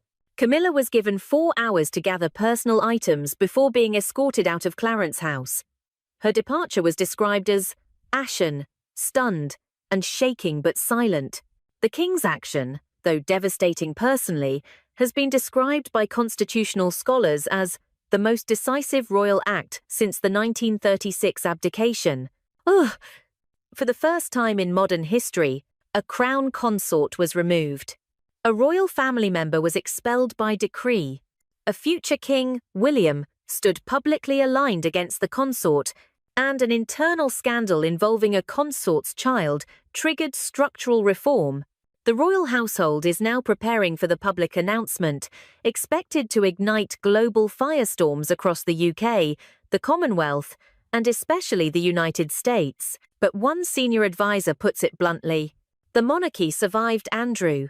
It survived Harry and Meghan. It will survive Camilla, because William will not allow it to fall. When Camilla was quietly escorted from Clarence's house in the early hours of November 18, the world saw only the end of a royal era. But inside the palace walls, the 12 hours preceding her expulsion were some of the most explosive, emotionally charged, and politically volatile moments the modern monarchy has ever witnessed. According to 5 separate palace sources, what unfolded between 5 p.m. and 11 p.m. on November 17 was nothing short of a controlled implosion of Camilla's authority, marked by heated confrontations, desperate bargaining, and the final shattering of relationships she had spent decades building. Camilla was first informed of the internal investigation into Tom at 5:06 p.m. when Sir Andrew Parker, the Lord Chamberlain, entered her private drawing room at Clarence's house. His expression, according to a staff member present, was ashen but formal. He handed her a sealed folder, the now infamous 19-page dossier, documenting Tom's involvement in unauthorized royal influence. Camilla reportedly scanned the first few pages, froze, and said, "This is William's work. I know his hand." She accused the Prince Regent of orchestrating a coordinated character assassination and described the allegations against Tom as political fiction. Sources say she was shaking not with fear, but with fury. Within minutes, she called her private secretary and demanded a meeting with Charles. Before sundown, at 5:23 p.m., Camilla placed a call to Highgrove House, where Charles had been recuperating from his latest medical treatments. 2 palace officials confirmed that the call lasted only 3 minutes and ended abruptly. Camilla, voice raised but controlled, reportedly insisted, "You cannot let him do this to me, not after everything we've survived." But Charles, exhausted and emotionally fractured, answered quietly, "My dear, this is no longer between you and William. This is between the crown and liability." Camilla fell silent. Then the line went dead. Insiders say this was the moment she realized the king was no longer her shield. At 6:10 p.m., Camilla stormed into a scheduled Windsor advisory session where Princess Anne was overseeing preparations for the Windsor Integrity Committee, the group created to safeguard internal governance. Eyewitnesses described the atmosphere as freezing. Camilla demanded to know why Anne had allowed William to poison the king against her. Anne, unruffled, stood up and said, in her signature clipped tone, "Camilla, I allowed nothing. You orchestrated this yourself." Camilla reportedly accused Anne of resenting her place beside Charles, a jab that visibly hardened Anne's expression. The Princess Royal replied, "What I resent is disorder, and you have sown nothing else." Security officials later confirmed that Anne requested Camilla be escorted out after she continued shouting. It was the first time in decades that 2 senior royal women had clashed so openly inside a palace office. Between 7 p.m. and 9 p.m., multiple members of Camilla's private office submitted requests to be reassigned, citing ethical discomfort and operational conflicts. This included her senior communications strategist, 2 assistants responsible for charity vetting, a security liaison officer who cited conflict of protocol, a financial administrator tied to Clarence's house expenditures. A palace insider described it as the quiet mutiny. By 9:12 p.m., the chief operating officer of the royal household informed William that the majority of Camilla's team could not ethically guarantee operational compliance. This, according to multiple officials, was the final confirmation William needed. At 10:02 p.m., Camilla confronted Prince William directly in the blue drawing room at Windsor Castle. Sources describe William as icy, calm, resolute. He did not raise his voice once. Camilla, however, was visibly unraveling. She accused William of harboring personal hatred toward her since childhood. She said Charles had weaponized his illness to gain sympathy. She claimed Anne was fueling a coup. William listened. Then he delivered the blow. "Your actions endangered the monarchy. Your son exploited it. This is not personal. This is structural." Camilla allegedly burst into tears, something rare enough to shock staff outside the room. She begged for time. She begged for negotiations. She warned him that removing her would ignite a scandal worse than the Sussexes. William reportedly responded, "We survived, Harry. We will survive you." Witnesses say Camilla staggered slightly at those words. By 11 p.m., Charles, William, Anne, and the Privy Council were assembled for the decisive meeting. Camilla was not invited.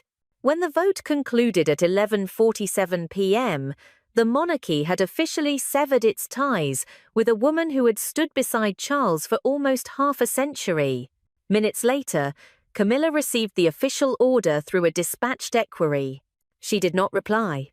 She simply stared at the document, whispered, "He chose them over me," and collapsed into her chair. For the first time since entering royal life, Camilla had no title, no authority, and no pathway back. What followed in the next hours, the packing, the departure, the silence would mark the end of her reign and the beginning of a new internal war inside the House of Windsor. If Camilla's downfall shook the monarchy, the revelations surrounding her son, Tom Parker Bowles, detonated it from within.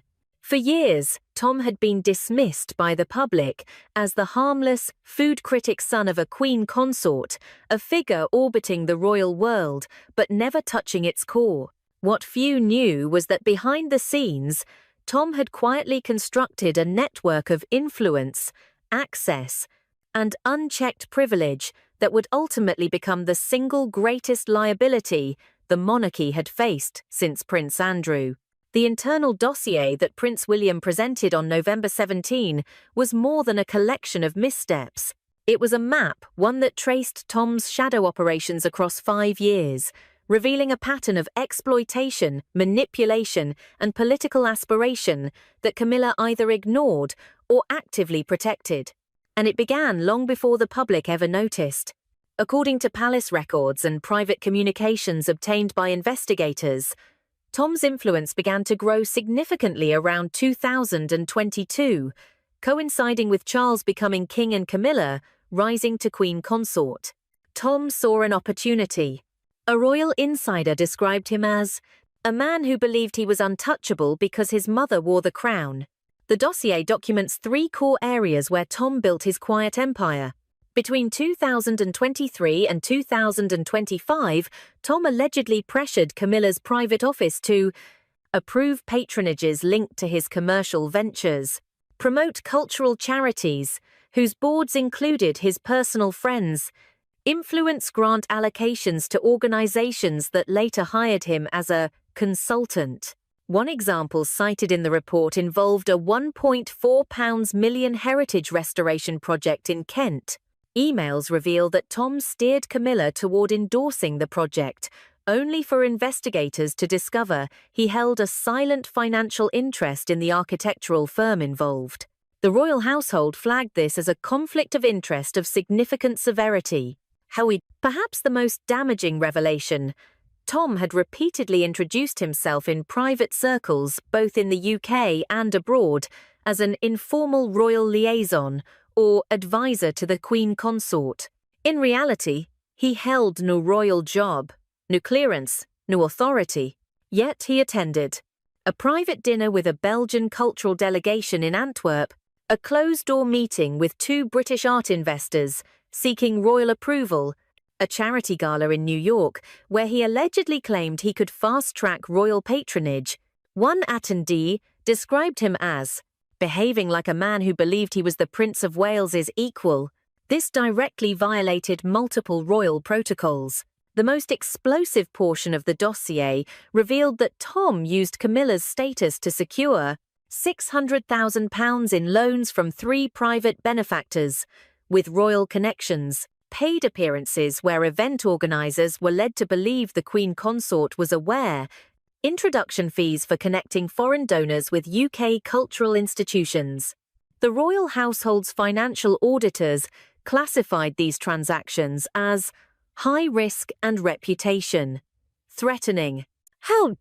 One memo read, "The crown cannot be leveraged for private financial gain, not by a working royal, and certainly not by a relative." While the public remained unaware, The event that sealed Tom's fate occurred in August 2025. Camilla held an unsanctioned meeting in London with a Belgian delegation regarding the temporary cultural exchange of historic royal artifacts. But the meeting was not arranged by the Sovereign Grant Office.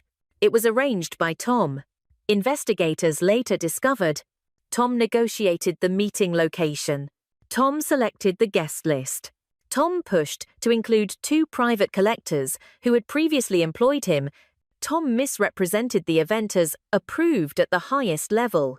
The documents show that William discovered the unauthorized meeting only because 2 foreign diplomats inquired about the Queen Consort's upcoming European Cultural Initiative. There was no such initiative. The deception was so severe that the Royal Archives issued an internal alert stating, "Protocol breach constitutes a substantial constitutional risk." Anne was livid. Charles was rattled. William was done. The tragedy of Camilla's downfall is inseparable from her devotion to Tom. Senior staff confirm that Camilla repeatedly overruled advisors who tried to flag Tom's behavior. One handwritten note from 2024 reads, "Her Majesty insists the concerns are exaggerated." "Tom knows the lines," she said. He did not. Camilla had intervened at least 7 times on Tom's behalf, blocking internal reviews, refusing to remove him from semi-official events, defending his networking as harmless, demanding staff stop treating him like an outsider. One aide said, "Her loyalty blinded her. She was queen first, but mother always." When Camilla realized the dossier targeted Tom, she did not see royal misconduct. She saw an attack on her family. That emotional miscalculation proved fatal. When William assumed Prince Regent powers during Charles's medical treatment, his stance became uncompromising. No more blurred lines. No more unofficial operators. No more inherited chaos. Tom embodied all 3. William framed the issue directly. If the monarchy stands for service, it cannot also stand for opportunism. Anna agreed. Catherine quietly supported. Charles, despite his emotional ties, did not resist. The monarchy had tolerated Andrew. It had survived Harry. It would not tolerate Tom. Unknown to the public until now, the decisive evidence came from a recorded call between Tom and a foreign donor in September 2025. In the call, Tom claimed, "I can advance your cultural proposal if the compensation is appropriate." When the donor asked whether Camilla knew, Tom replied, "She trusts me. She signs what I tell her to sign." When William heard the recording, he reportedly stood up, closed the folder, and said, "This ends tonight." And so it did. Camilla's expulsion was not punishment for being difficult. It was the unavoidable outcome of protecting a man who used the monarchy as a marketplace. Tom has not appeared publicly since the announcement, but palace insiders confirm he is now the subject of a full financial audit, a legal review, a quiet but firm ban from all royal estates and events. One senior courtier summarized it best. Tom didn't just break protocol. He burned the bridge between Camilla and the crown. If Tom Parker Bowles was the match, Camilla's secret ambitions were the fuel. Long before the royal dossier landed on William's desk, signs had emerged within the palace of what insiders now refer to as Camilla's quiet regency. Despite the ceremonial nature of her queen consort role, Camilla began orchestrating backdoor influence over strategic decisions across appointments, appearances, and even succession narratives. One senior aide from Clarence House confided, "She didn't want to be just a figurehead. She wanted to shape the monarchy in her image elegant, exclusive, and with fewer eyes watching." Starting in early 2024, Camilla quietly assembled a group of loyalists, staff members, aristocrats, even media contacts who helped amplify her preferences over Charles's. Several prominent newspaper editors reportedly received Camilla's unofficial talking points for royal coverage. A leaked memo from a private dinner at Windsor Castle included handwritten notes reading, "The public is tired of drama. They want dignity. Camilla delivers it." But behind the smiles, Her influence strategy clashed directly with the principles of modernization, transparency, and youth engagement that William and Catherine championed. Camilla, it seemed, was building her own brand. Multiple incidents throughout 2025 signaled a growing rift between Camilla and the Prince and Princess of Wales. At the Commonwealth Unity Gala in June, Camilla allegedly pushed to downplay Catherine's central speech, insisting that a pre-recorded video from Charles be featured instead. In October, she was accused of blocking a proposed initiative led by William to expand mental health education to rural schools, fearing it politicized the crown. Though subtle, these actions were interpreted by royal aides as acts of obstruction. Princess Anne reportedly warned Charles in a private briefing. This is not simply about etiquette or protocol. Camilla is crossing constitutional lines. In mid-October, Princess Catherine received a letter unsigned but carrying the distinct stationery of Balmoral. The contents, later verified, were damning. An internal note from Camilla's camp suggesting a formal proposal to limit Catherine's future ceremonial roles once Charles entered semi-retirement. When William was shown the note, he is said to have gone completely silent before replying. That's the final boundary crossed. It was no longer just about Tom. It was about intentional sabotage within the House of Windsor. Faced with mounting evidence from Anne, William, and Catherine, King Charles could no longer protect the woman he once fought an entire nation to legitimize. His statement on November 19, delivered in a rare live address, was brief but irrevocable. In accordance with the needs of the Crown, and in defense of its enduring stability, I have agreed with my son, the Prince of Wales, to dissolve all formal association with Camilla, formerly Queen Consort, effective immediately. Camilla was not present. She had quietly left Clarence House the night before.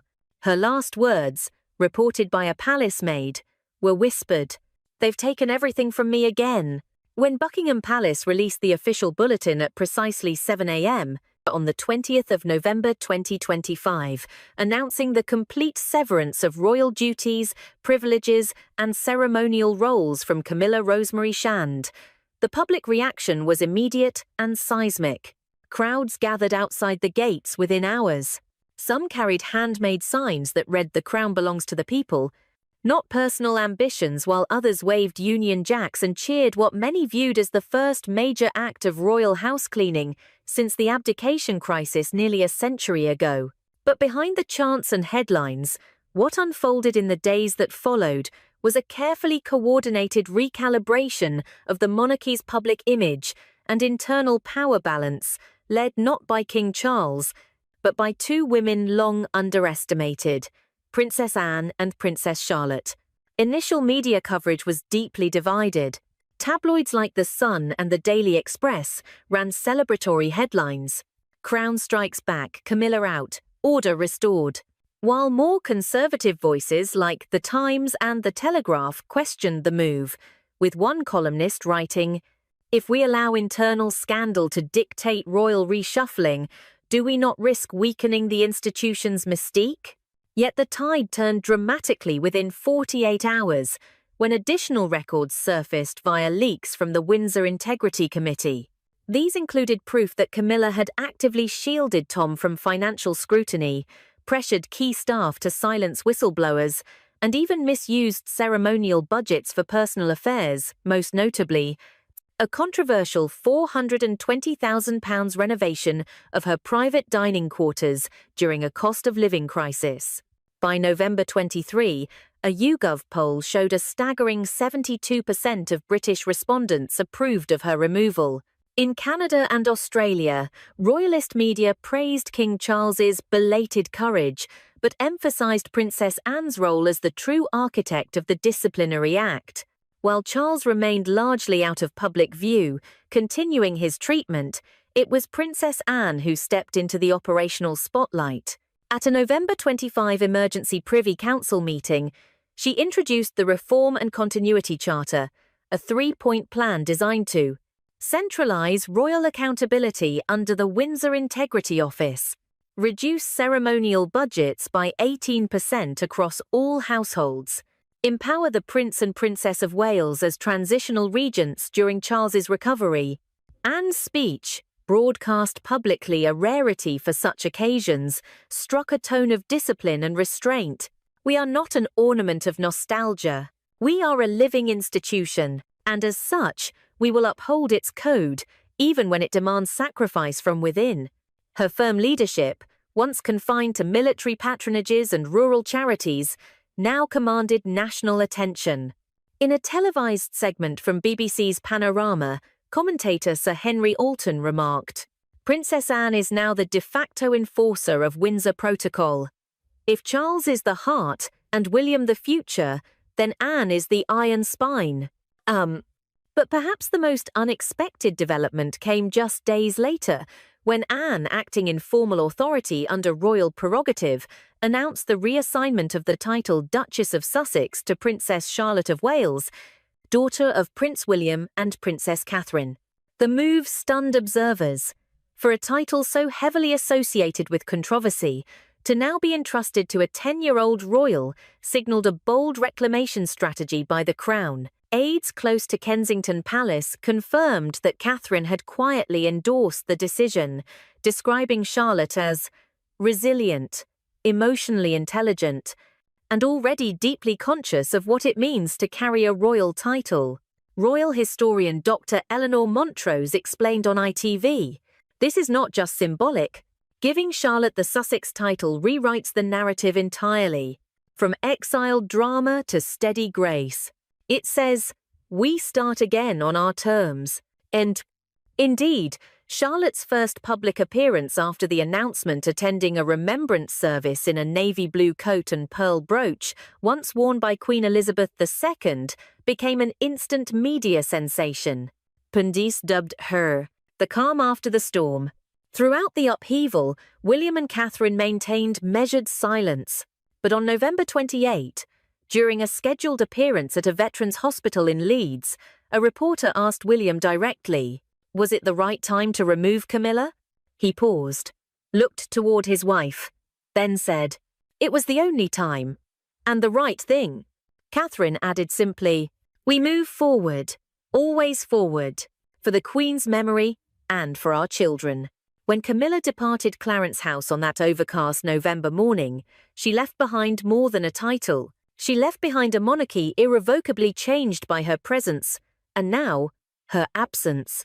Official palace records confirmed that all remaining royal privileges previously extended to her, including security details, event invitations, and charitable oversight, were fully rescinded as of December 1, 2025. She was no longer to be referred to as Her Majesty in any context. Instead, all public documentation reverted to Camilla Shand, and a spokesperson for the Windsor Office of Legal Affairs stated, "This was not a banishment, but a constitutional decoupling. No individual, regardless of past service or personal history, is above institutional integrity." Still, to many, it felt exactly like banishment. For days, her whereabouts remained a mystery.